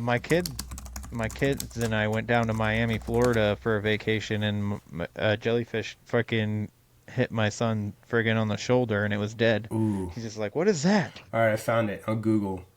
I'm gonna fuck this scientific word up here, but the Turritopsis dohrnii, also known as the immortal jellyfish, is a small jellyfish that can theoretically be biologically immortal. The species of jellyfish can revert to an earlier stage of development to start its life cycle over again. This process is called transdifferentiation and allows the jellyfish to regenerate its cells and become young again. What the fuck? Right? And they don't have a brain either, dude. It's just fucking cells, molecules that are like, yep, this is what we do. Well, now I know what the fucking Illuminati are doing.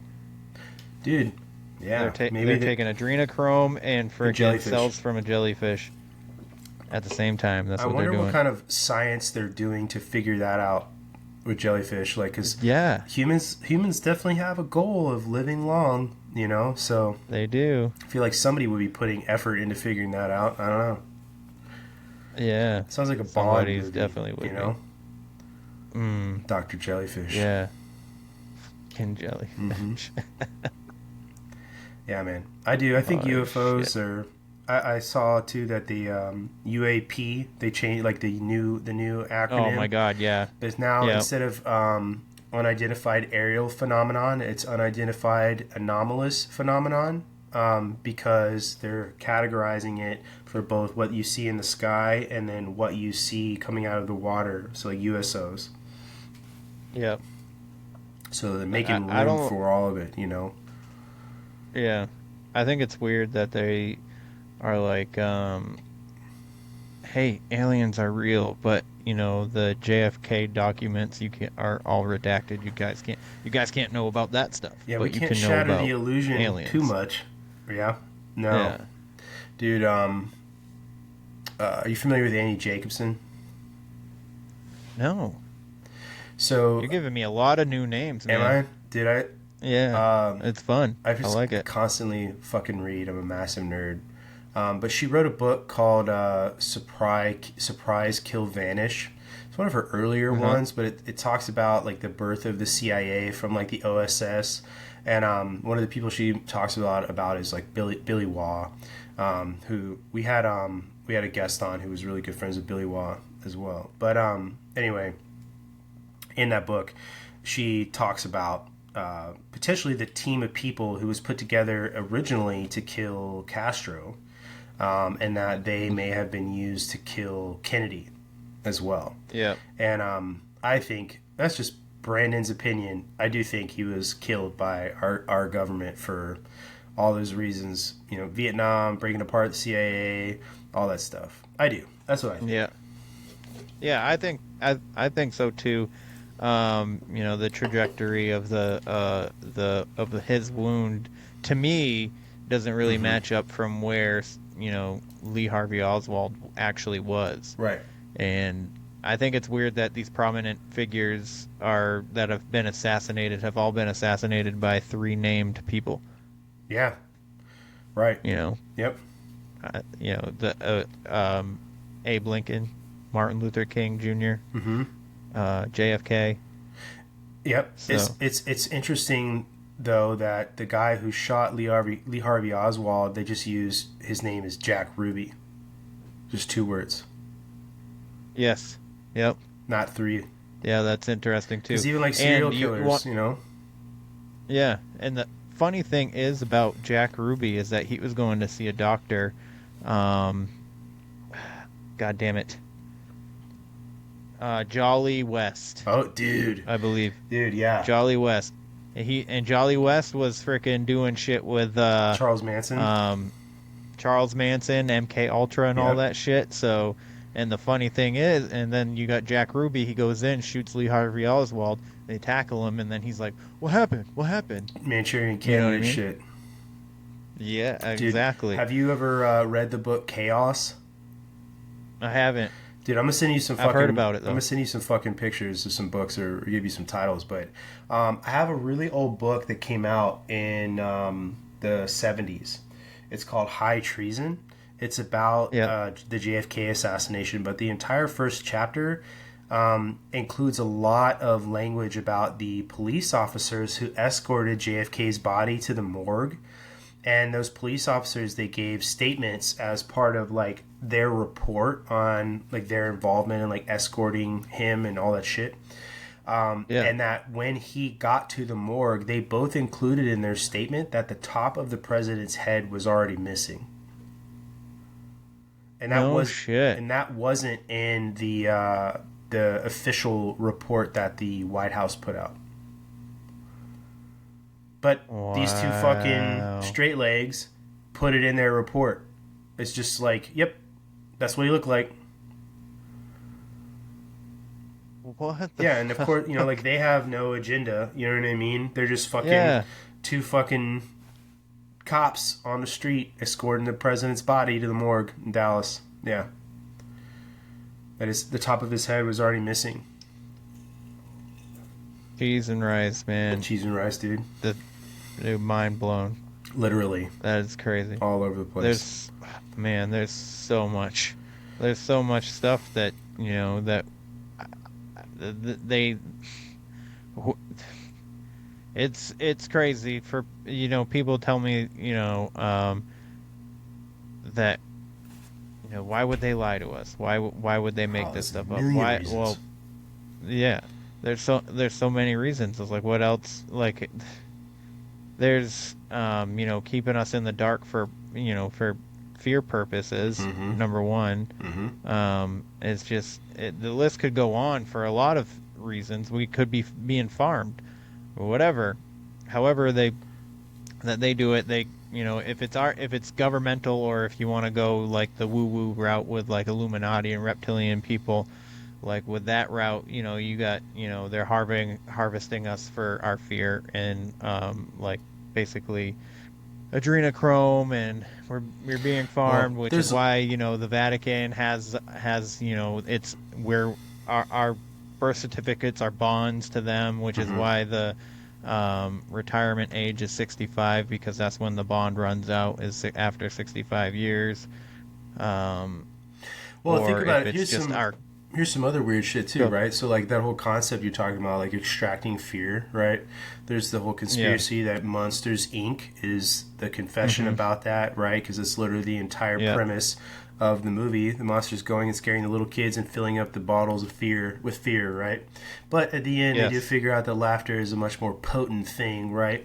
Anyway, there is a lot of weird stuff out there when it comes to just us as people. I'm trying to think. You just said something that and I've forgotten it. What were you saying? Illuminati. Oh, dude, it made me think about the whole Stanley Kubrick thing. Yes. So there's a lot of theories about like his movies basically putting out a lot of the secrets about all this stuff, and I don't know if it's true, if it's just like people finding correlations and things, but there's a really good podcast out there. Zach and I have talked about it a few times. It's called Hiding Something. Have you listened to the Hiding Something podcast? No, I haven't. It's not an active podcast anymore, but the final season and this is so fucked up, man. It pissed me off. They leave you on a cliffhanger, and every single, so there's 3 seasons. Just to use a round number, I don't remember if this is the exact number of episodes, but let's just say like every single season has 10 episodes. Okay, the 3rd and final season. Okay. And they even tease you that there's another season coming out, and they even tease the finale, and it's never been published. They ended on 9 episodes. But if you, because I spent a lot of time Googling this, we actually did figure out that the podcast host, his name is Jesse Carey, is not actually dead. He has a very, very small social media footprint now. But at the end of all these episodes, in the 3rd season, there are these like really weird hidden messages. And I figured it out, listening to it for like the 3rd or 4th time by accident. I was driving home from work and I was listening, and the podcast ended. It's like outro music ended. And, I noticed that it didn't jump to the next episode. And when I looked down at my phone, on Apple Podcasts, there was still like 3 minutes or something like that left, and I was like, well, that's fucking weird. So I just like did the jump 30 seconds thing to see, and there was like this like, oh, somebody you're supposed to be here, there he comes, like just talking at the end, and every single episode has something like that. Like there's like a commercial for a retirement home at the end of one of these episodes. And there's all this fucking creepy subliminal messaging, like somebody like cuts into the commercial and they're talking about something else and it jerks back to the commercial. Like it's so well fucking planned, bro. It honestly is really creepy. But he talks about Stanley Kubrick's movies in this last episode, about how like The Shining is his admission that the U.S. government paid him to create and the moon landing, and that it was all fake. Like there was one of the scenes in the movie where the little boy gets up off the floor and he's wearing like a fucking I don't know if it's like an Apollo 11 sweater or something like that, and he walks over to the certain number room. And then like I don't want to butcher it. I want people to like listen to it because it is really interesting. But that his last movie was Eyes Wide Shut, and it has a bunch of occult themes in it. And there's a bunch of other really weird hidden things in the movie that are like Easter eggs to other things. But that Stanley Kubrick died before it was actually released. He died like really suddenly, and it was after the initial premiere, and a lot of people thought that the initial premiere, because that movie is so weird. I don't know if you've ever seen Eyes Wide Shut, but a lot of people thought the movie wasn't done when it came out. You've never heard of Eyes Wide Shut? I've heard of it. I just never seen it. It's not a really good movie if you were gonna like watch it objectively. But it has essentially what it is like Tom Cruise is married to Nicole Kidman, and in the movie they have a conversation where she basically admits that she considered having an affair with a like a naval officer, and there is some parallels in that relationship to another group of people. To involve like Jack Parsons and what's his name, Aleister Crowley. There's like some weird L. Ron Hubbard. Yeah, there's some weird parallels there. I think again, I don't want to fuck this up, so I'm going to say what I think I remember, and then if I'm wrong, I'm wrong. But that Jack Parsons was married to somebody who left him for, or dating somebody who left him for a naval officer. But there's L. Ron Hubbard. Was it L. Ron Hubbard? He was. Okay. Yeah, he was. So Jack Parsons left his wife for her younger sister, and then they got married, and then L. Ron Hubbard comes into the picture, which L. Ron Hubbard is the father of Scientology, which Tom Cruise is a Scientologist. Yep, exactly. And then he basically like car salesman to Jack Parsons to give him all this money to go get boats in Miami, Florida, and then he takes his wife with him for whatever reason, and Jack Parsons fucking was doing something else or whatever the fuck, and then once he finds them in Miami, freaking, she's like, I'm with him now. You know what I mean? Mm-hmm. Yeah. So there's that like correlation. There's a really weird scene he talks about in the podcast where Tom Cruise is walking down the street, and he just, for no reason, it's a very weird scene, starts getting harassed by a bunch of like college age dudes in Yale sweaters. And because there's a bunch of like skull and bones references and like symbology in the movie. And then the entire movie is centered around these like orgies that look like sex occult type orgies. And there are several, dude, watch the movie, man. It is exactly anything you've heard of or seen. Like, you've seen those like really weird pictures of like those old Rothschild parties, and they're all dressed up in these weird masks and shit. That's what it's like in this movie. Okay. And that's crazy. Yeah, he realizes that his boss, this like really high powered CEO, is one of the people who's like a leader in this occult, and like threatens Tom Cruise at the end of the movie, like, you know, hey, you know, he literally says something like, accidents happen, you know, and then people die. And it just happens every day, you know, and but he witnesses all this really fucked up, crazy shit. But it's Stanley Kubrick's last movie, and he died right before it was like actually released. You know, so there's a bunch of other really weird symbology in his movies and shit. But, you know, I do think that essentially Hollywood is just a massive satanic cult, though. You see some of these like old videos of like Mel Gibson talking about, like, he's like, yeah, you know, I heard all these stories about Hollywood, and I got here, and like him, like they can't be all real, and then he's like, they're fucking real. Like that's fucking nuts. Yeah.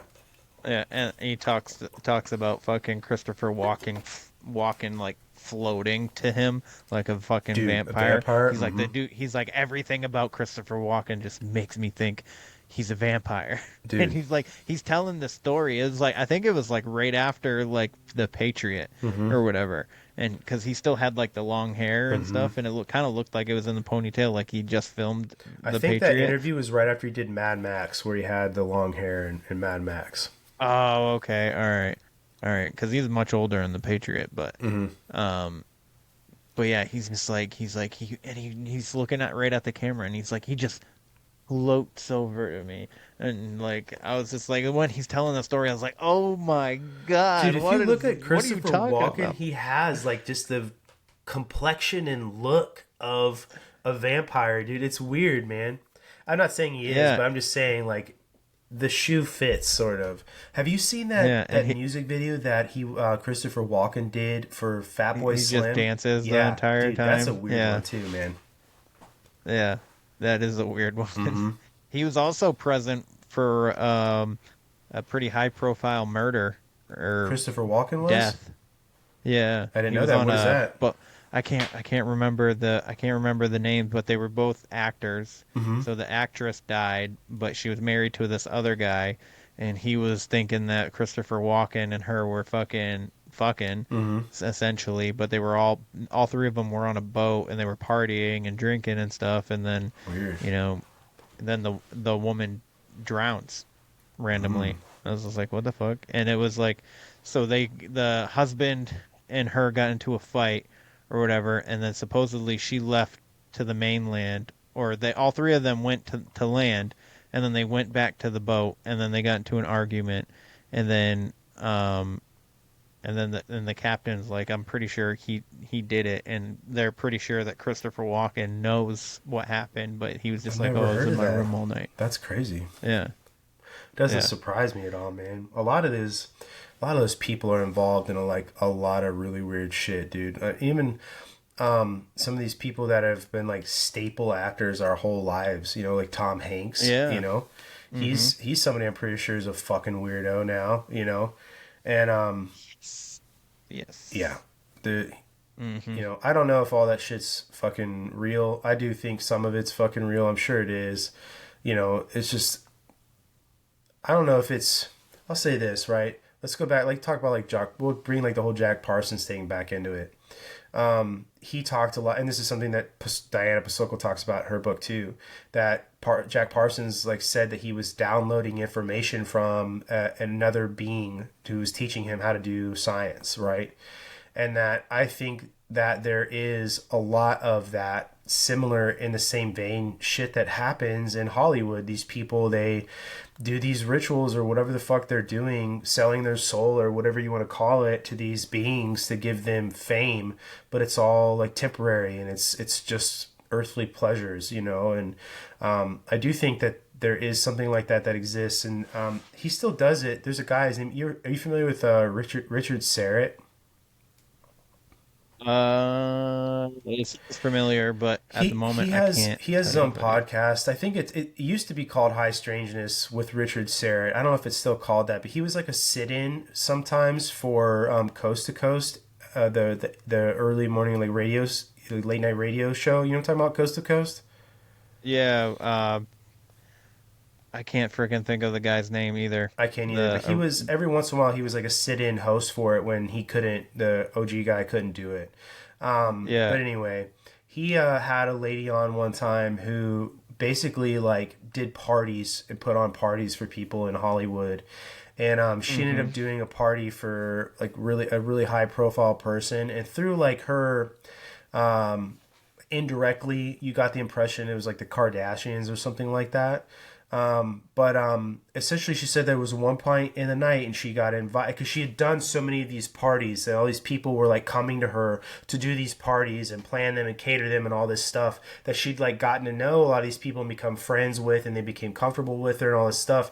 And one night she said she got invited into this room like in the middle of the party, and all the people like left what they were doing, they went into this room, and that there was this like altar that they had in the room, and there was like a Baphomet statue and all this shit. And she was saying that like they told her she could stay, but if she stayed she had to participate, and she left, and she said she never did a party ever again, and that like when she decided she wasn't participating, everybody's attitude about it changed in the room. And she like basically was like, because she made the mistake, she said, of bringing her like teenage daughter there to help her with the parties, and that it she was scared for her life and her daughter's life, like trying to leave the house because of like what she'd seen, like the little bit of what she'd seen and experienced. And and then there's all kinds of weird stuff like that. Those two chicks that Joe Rogan had on his podcast, who they went and visited that, like, I don't know what you want to call it, fucking town or whatever out in the middle of nowhere, Arizona, the center of the world, and those people try to get them to sign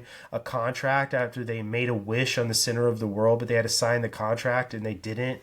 Yeah. And there's some really, even if that's not real, those people are creepy as fuck for trying to make people do that. I would say that. Yeah. Heard that lady story that you just told me reminds me of this guy that was on the confessionals, where he got invited to a party out in the middle of like Joshua Tree, I think it was. Yeah. And he was just like this random guy. He was friends with him and his buddy. They just met this guy out at the bar, and they were talking and stuff like that. And then the guy's like, "You want to go to a party?" And they're like, "Oh." And then his buddy was like, "Well, it's kind of late. It's like midnight or something like that." And then he said that they drove out to this party, and it took them until like sunlight, and because they were in California, they were in Hollywood, the Hollywood area, because he was like trying to become an actor at the time. And so they go out to Joshua Tree, and he doesn't get there until daylight. And then he's just like, "What the hell's happening?" And it was just like this like a hippie party kind of like thing, where they're just like a bunch of people out in the middle of the desert in tents and RVs and shit like that. Yeah. And then so he's out there, and like just a whole bunch of weird stuff starts happening. And then later on in the night, like it's getting close to dark, and some woman comes up to him and goes, "You don't want to be here once the sun goes down," and then walked away. Why? And he's just like, "What the fuck?" And then basically what happened is that there was some form of ritual of bloodletting and drinking, and that he was supposed to be the one that they were going to do this ritual to. No. Like he was essentially the sacrifice, and he ran through the desert for like almost a day until he got picked up on the road. What And the he fuck, never dude? went back. And he doesn't tell the guy he doesn't tell the guy's name, because apparently it's a guy, the guy that invited him to the party, it's a guy that's an active We'd know who he is, like basically. yeah, kind of thing. So, Dude, what the fuck? it was really I believe that interesting. shit 100%, dude. Like, Yeah. I live in Northern California. I'm actually only a couple hours from fucking Bohemian Grove, you know? And, Yeah. and, I know that Alex Jones is, like, really fucking out there and has done some outlandish ass shit, but, that video of him, I'm sure you've seen it, where he snuck Yes. into Bohemian Grove and he filmed that whole thing, dude. Like, say what you want Yep. about Alex Jones, but he filmed the cremation of care ritual. He didn't orchestrate that. He was just there with a camera.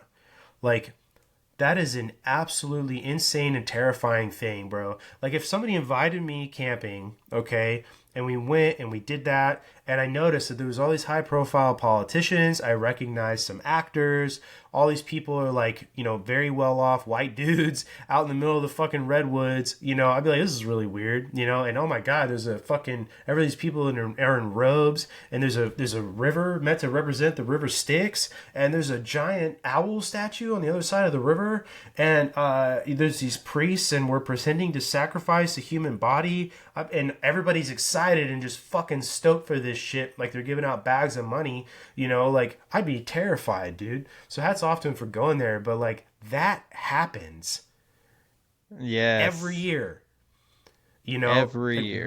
why do you need to participate in something like that? Like, I get like athletes, right? They have a ritual they do before they play because it's like a superstitious thing, you know what I mean? So humans have these rituals, you know what I mean? Like, in any occupation, whatever you do, like, oh, I always do this every time before I play a game, or I do this every time before I do this, X, Y, and Z. Like, what the fuck do you need to pretend to kill your cares so you can do what's best for the world kind of shit? Like, that is the most satanic thing I've ever heard of, ever. You know, like, that is... Same, yeah. Yeah, like, you can't tell me, you know, angels are out there looking over these fucking people, dude. Like, that is been just demons floating around all over the fucking trees, dude. It has to be, you know, like, terrifying. Yeah, absolutely. And they don't hire, like, because they have, you know, they have people, employees that work there too on the Bohemian Grove. There's no women allowed to work there, and there's no women allowed in the to be a member either. I did which not is know interesting. That is interesting. Yeah, yeah. They actually ended up having like some kind of like lawsuit or something because they wouldn't hire women, so they ended up hiring women, and then this woman was like, I'm seeing some fucking crazy shit and people are saying weird shit to me, I don't want to work here. I was like, well, yeah, that's probably like, you know, I got what I asked there's for. shit happening. Well, yeah, you know, dude, why would you, as Fucking a woman, right? Let's just, or anybody, right? You could be anybody and ask this question, but like, why, as a woman, would you knowingly knowing what goes on here, want to be present with a bunch of psychopathic dudes out in the middle of the trees where no one is going to hear you scream? Like, that just sounds like the wrong thing to do, you know?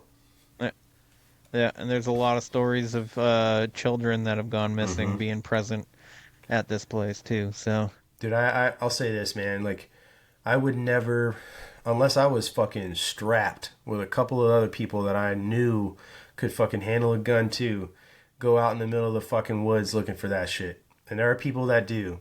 Like, what do you... the appeal is there, personally, just to fucking find out. But I have no idea what's out there.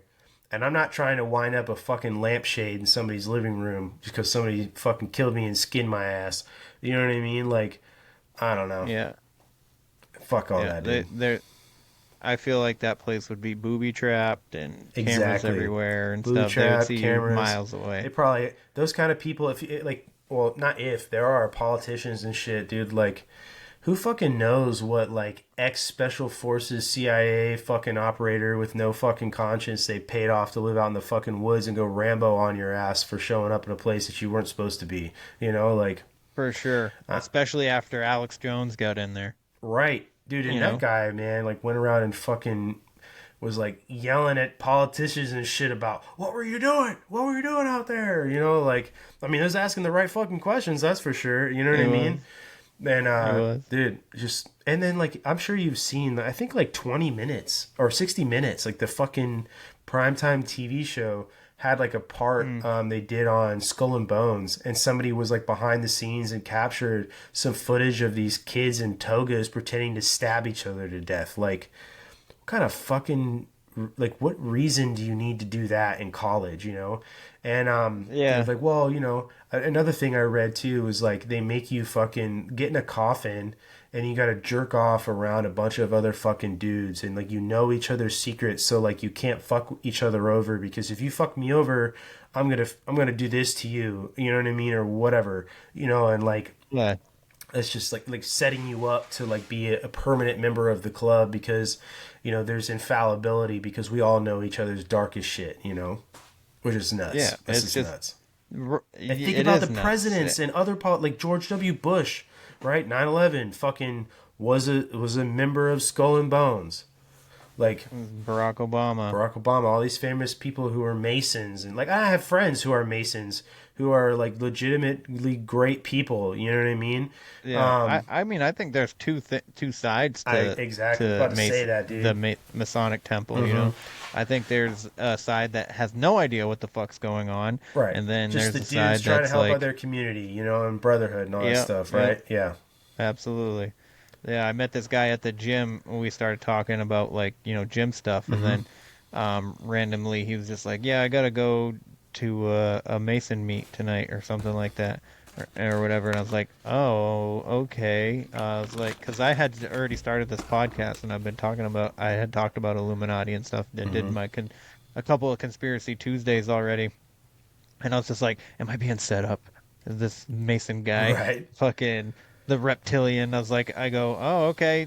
So is there any reptiles over there?" And he's just like, he stares at me. He goes, "What? No."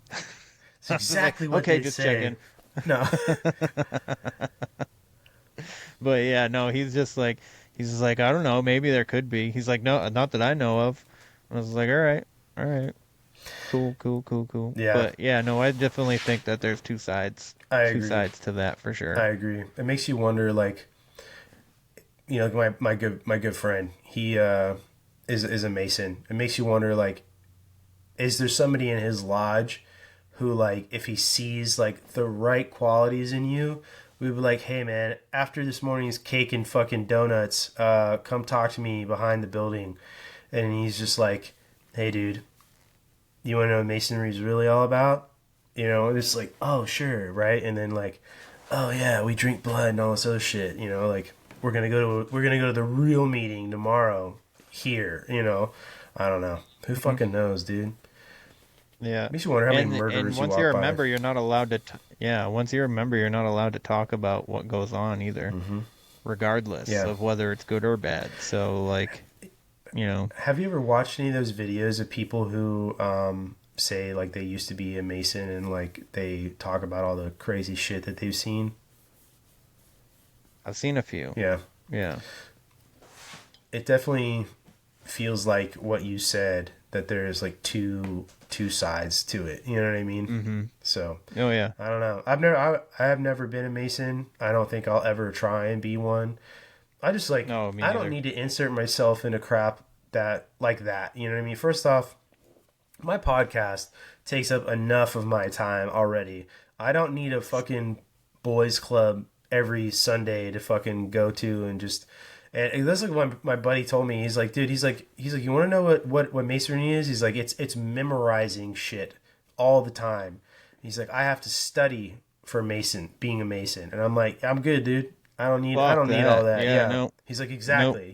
He's like, it interests me. And he's like, the coolest thing about it for me is he's like the brotherhood of it. If you see somebody with the fucking Mason ring and they're a Mason, like they're obligated by the brotherhood to help you no matter what. You know, he's like, that's what I think is cool about it, you know? And he's like, there's not fucking Satanists at my fucking lodge. He's like, it's a bunch of old people, you know? He's a bunch of old boomer dudes, you know? And he's like 99% of the time they just talk about the fucking old days. And I'm like, sounds about right. You know what I mean? So, yeah. I'm sure that's Yeah. probably the My- experience a lot of places.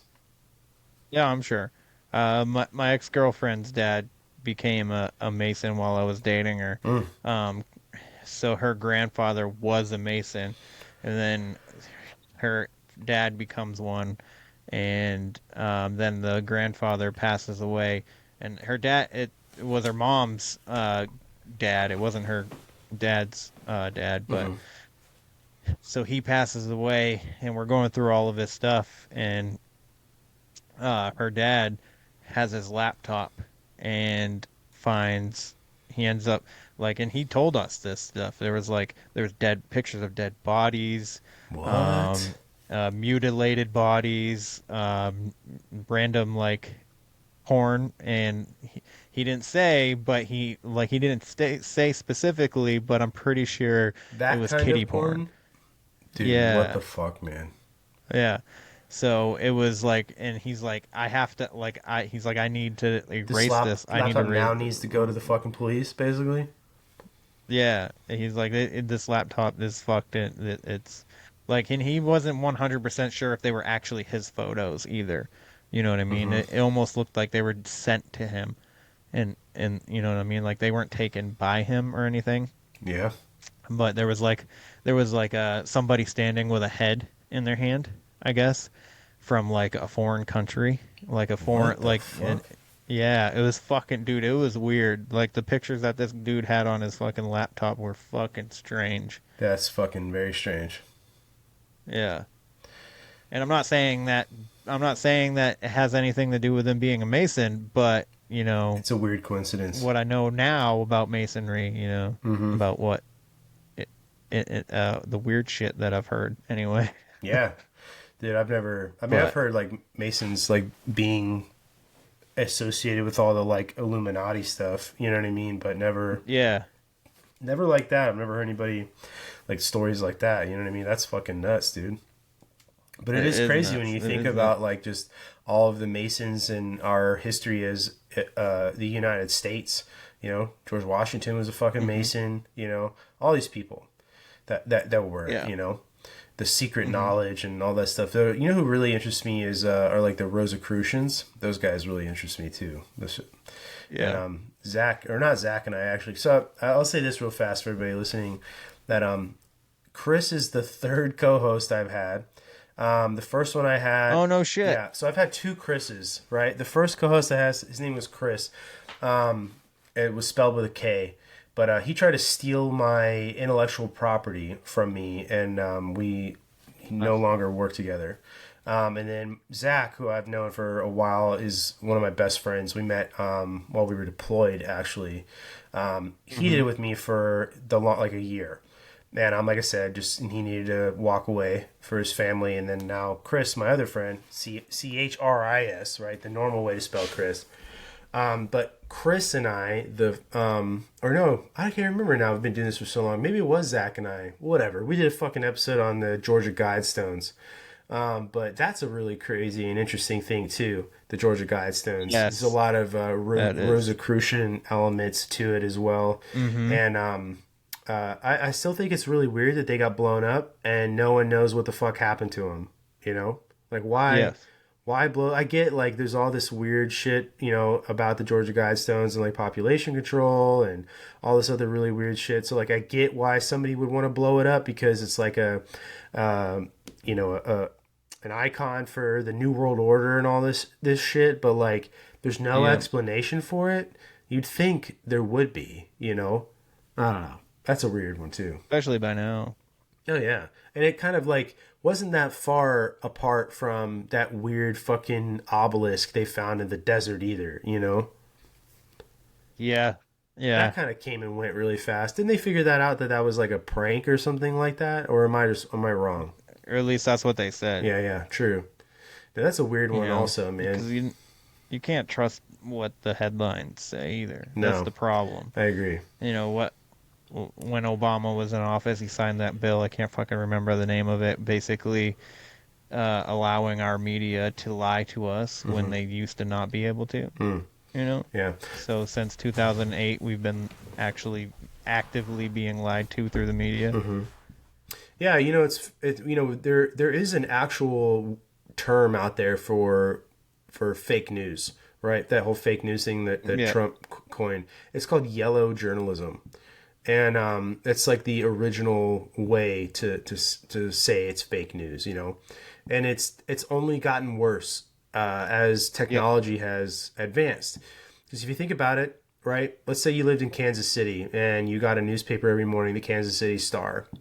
You would find articles in that newspaper, real journalism from journalists who went out and they discovered stories of things happening around Kansas City. And you would get national news stories in it from these journalists who were writing about something on the national scale. But now, right, and you would find the same thing in the San Francisco Chronicle, right? It would be stuff that's San Francisco centric with national news as well. But now you go and maybe you read the Kansas City Star, the San Francisco Chronicle, and for the most part, it's just articles that WAPO or New York Times put in there, and these news syndicates, these are just all conglomerates now, and they just publish the same shit, right? If they are publishing in a newspaper. So if you're getting a newspaper in the 60s and you read an article and there was something that was unfactual in it, maybe a day or two later there would be an article or a section saying, hey, this info we published in this article on this date titled this name is wrong, and here's where it's wrong, right? Well, now everybody's news exists online, and a web page can be edited immediately, and if you let's just say you had a newspaper and you're like, oh, look, here it is, the tangible evidence that this was printed on one day. Like, there have been times where I want to look something up that was really weird and I cannot find it online anymore. And you could say, well, it's just because so much shit gets posted online. Well, there are ways to look for things without just going to Google. I'll just say that, and it just doesn't fucking exist anymore. And that makes that issue of yellow journalism and fake news so much worse, because if you say, oh, this happened, well, you just go in there and you edit it, and you will find that in digital articles that say oh, well, we made this mistake and we wrote that there were 24 people who perished in this train derailment, but it was actually 43 or whatever, and they'll edit that and they'll say, here's our error, right? Or we spelled this person's name wrong. But how much of that shit just gets changed or rewritten and you'll never fucking know because it's an article online and you can't say nah, on this date, here's the newspaper that came to my door. You know what I mean? You can't do that anymore, So it's gotten even worse in that way. It's kind of shitty, really. Yeah. And I feel like they don't actually investigate their stories anymore, too. Yeah. You know what I mean? It's because of the 24-hour news cycle, bro. It's how fast you can get news out, and not how accurate it is. If this was 1965, we all wait till the end of the day to hear what Walter Cronkite had to fucking say about it, and you would get the news that they had collected over the what something crazy happened. You know what I mean? And you'd have to wait all day for if you got an evening newspaper or if you got the news report from the news that everybody was watching. It wasn't a knee-jerk reaction because it was impossible to do that. You would get, several hours would pass. I've talked about this on an episode before. Do you remember not that long ago, there was that car accident that happened at the Canadian and American border? Actually, it was not that far. You may have seen because it wasn't that far from Maine. It was in New York, I'm pretty sure. But yeah. And the news that came out immediately was that it was a terrorist attack on the Canadian-American border. And then it was oh, well, it was a car bomb. And then it was oh, it was coming from Canada into the United States. And then I saw that there was a picture of the passports from the people who supposedly were, who had perished in this car bomb, and the passports were found, after the car bomb blew up. It's you just found these fucking pristine passports from this car bomb, you fucking morons, people that read that and believed it. And then it just happened to be some asshole American who crashed his fucking car because he was impatient and caused an accident at the border crossing, leaving the United States going into Canada.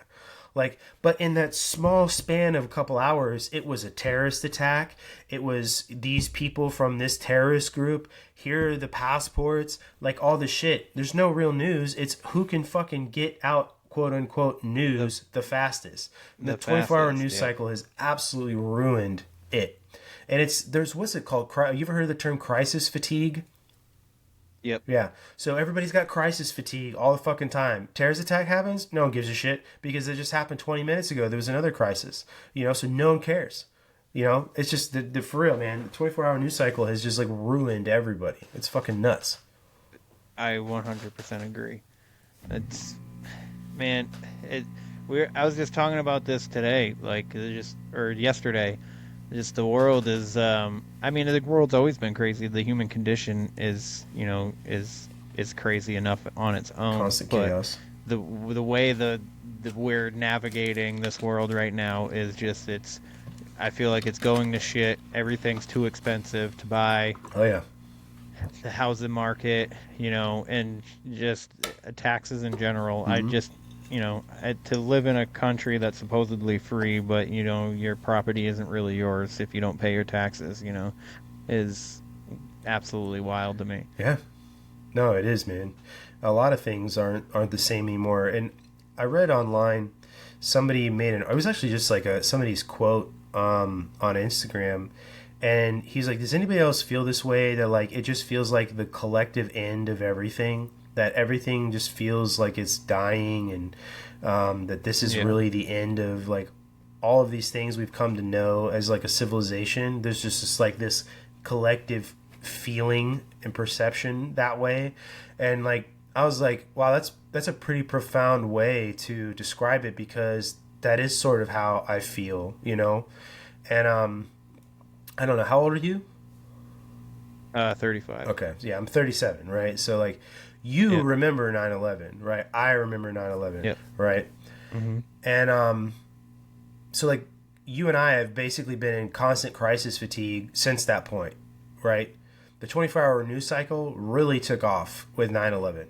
Even the ticker at the bottom of the news, like the scrolling, all the active news that's going on, that's something that came out of 9/11. I don't know if you knew that. 9/11, yeah. And so you and I have just been in constant crisis fatigue our entire lives. We don't care. If something fucking happens, is like, oh, yep, something like that happened yesterday, And it just, I think either we're so fed up or we've just been so inundated with serious crises for our entire adult lives, right? Because I was a freshman in high school when this shit happened, right? That we just don't care anymore. And it just feels like everything is falling apart. The United States spent 20, and now you're gonna give me my fucking soapbox. 20 fucking years in the desert fighting the GWAT, and everything we saw, the fall of Afghanistan at HK, Hamad Karzai International Airport, all those scenes you saw of people fucking throwing their babies at Marines, everything that happened, with Abbey Gate and those 13 fucking Marines that died, like, that's how, if you were to go on September 12th and you were to show Americans, this is how everything we're about to do in the name of these people that perished in 9/11 is going to end, no one would have believed you. And we would all have just been fucking pissed off and angry. Because how can you sit there and tell me that this is how this ends? What sort of honor did we do these people, right? What sort of honor did we do the people that died there? It's fucking nuts that you have people who deployed to Iraq or Afghanistan in 2003, and then their fucking kids 10 years later were deploying to fucking Afghanistan and Iraq, and it's just like, it's so fucking nuts. And that just, for 20 fucking years, man, the demise of the United States, like, that goes back to, like, why won't they just give us the fucking info about JFK? Because it would reveal that the military-industrial complex has been running the fucking show since 1963, and everything, the powers that the OSS had in World War II that were disbanded because, it was ungentlemanly, and that it was, no one should be fighting warfare this way, and we don't need it anymore because the world isn't at war, eventually, brought its way back to prominence is the CIA. They're actually running the fucking show. Like, it would just pull the fucking curtain back on Oz too much to give everybody that information. But this is what happens when all you do is spend your money on keeping the oil machine alive, or the war machine oiled and alive, and you don't fucking fix the roads. You don't make sure people can fucking, send their kids to school and not have to worry about if they're gonna fucking come home or not. Like, it's fucking nuts, man. And I'm not trying to like rant on your podcast. Like, sorry, it's just like, we're sick of it. And dude, like, you and I, you have kids, I have kids. I'm fucking almost 40 years old. By the time we're old enough to collect Social Security, it's not going to fucking be there. It's not going to Who be knows there. what life is going to look like for our kids? It's like, what is it? Thomas Paine said, like, if trouble is to come, let it happen in my lifetime so my children can live in peace. Like, I feel like that's where we're at. We're at that point, right, dude? The fucking weak men have created hard times, and these are the hard times, So it just, Absolutely. We watched everything unravel, and it didn't really take that long, No, it didn't. It didn't. Anyway, sorry. And 2020 didn't really help. I feel like that kind of like caused a lot of people to be like, what is happening? You know what I mean? I think that was... And started looking into this stuff, you know what I mean? It did, man. That opened up a lot of people's eyes. And I really feel like 2020 was like their first real globalist push for like brinkmanship. Like what can we get away with? And hopefully, I don't know. Hopefully it backfired. I like to look at it because 2020 is good vision as well. You have 2020 vision. You have good vision. So if you're somebody that has woken up, I guess, basically, and you're just seeing things for what they are, I just feel like that was like the point of it. So like, if you're religious or whatever, I feel like you have been given the sight of discernment in 2020 to see the bullshit, and I guess that's basically by design, right? And I've slowly started becoming more religious since then. I think a lot of especially people doing this podcast and the people that I've talked to. Not saying that I never believed in a God. I just was never like, God is dictating everything. I just feel I'm starting to feel like I might be more Christian than I really thought that I was. And a good person that kind of like helped me along in that is Heidi Love. She does the Unfiltered podcast, and a lovely lady. Love her to death. And then the boys over at Cryptid Warfare, Drew and Zook,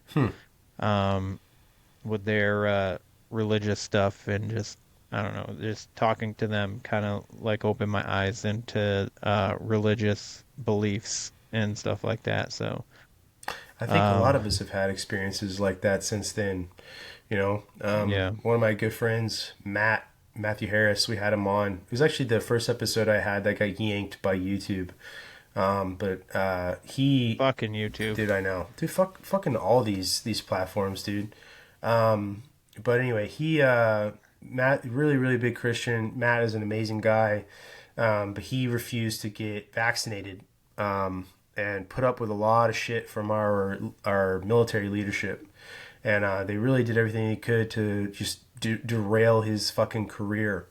And his sister is active duty as well, and she refused to get the vaccine. But talking to him and his experiences and just who he is, he absolutely is, like you said, that person to me, like you were talking about those guys at Cryptid Warfare, who has helped me see a lot of things that, maybe I knew were there, but that I just needed that push over the edge, I guess, if that makes sense. Absolutely. But we've reached our 2-hour mark. I like to keep it right around there. So I'm definitely gonna have to have you come back on. I would love to, for man. sure. This was an amazing chat. Yeah. But I think this is a good note to end on, man. And if you don't mind, just like one more time, letting everybody know who you are and where they can find you and your podcast. Sure, man. Yeah, so I'm Brandon, the host for I Came With Fire podcast. If you want to listen to us, you can find us on Spotify, Apple, Google, YouTube, and Rumble. And then I am on Facebook, but Instagram is where I do all the posting, and not everything gets cross-posted to Facebook all the time. So if you want to follow us on social media, I encourage you to hit us up on Instagram. And then my co-host, Chris, he has his own thing as well. It's called Common Freaking Sense, but he's a Green Beret. He'll let you know it.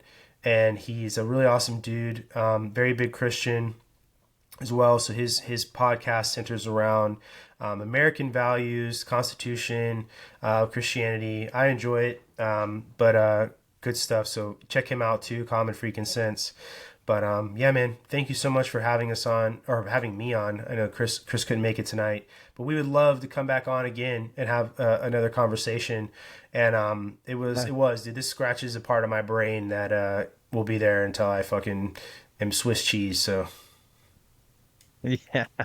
Awesome, man. I should definitely have you on for Conspiracy Tuesday sometime too, because I get a bunch of like-minded people or similar-minded people, and I kind of like mesh their personalities together. And so far, it's worked. So I think, yeah, man, you'd be a good addition to one of them as well. I would love that. So we'll have to do that, but. For the listeners, please go check out I Came With Fire. I highly recommend. I've listened to a few episodes, Thank and you. I've loved every single one of them. Other than that, please like, follow, share, subscribe, do all the stuff. Hell yeah. The website, where the weird ones are, podcast.com. You can leave a rating review there or leave a rating and review on Apple Podcasts. I'd greatly appreciate it. Not that you have to, but just throwing Definitely it out there. helps for all of us. Absolutely, absolutely. So the website is where you can get the merch if you want it, but other than that, remember, question everything and stay weird. This concludes our broadcast day. Click.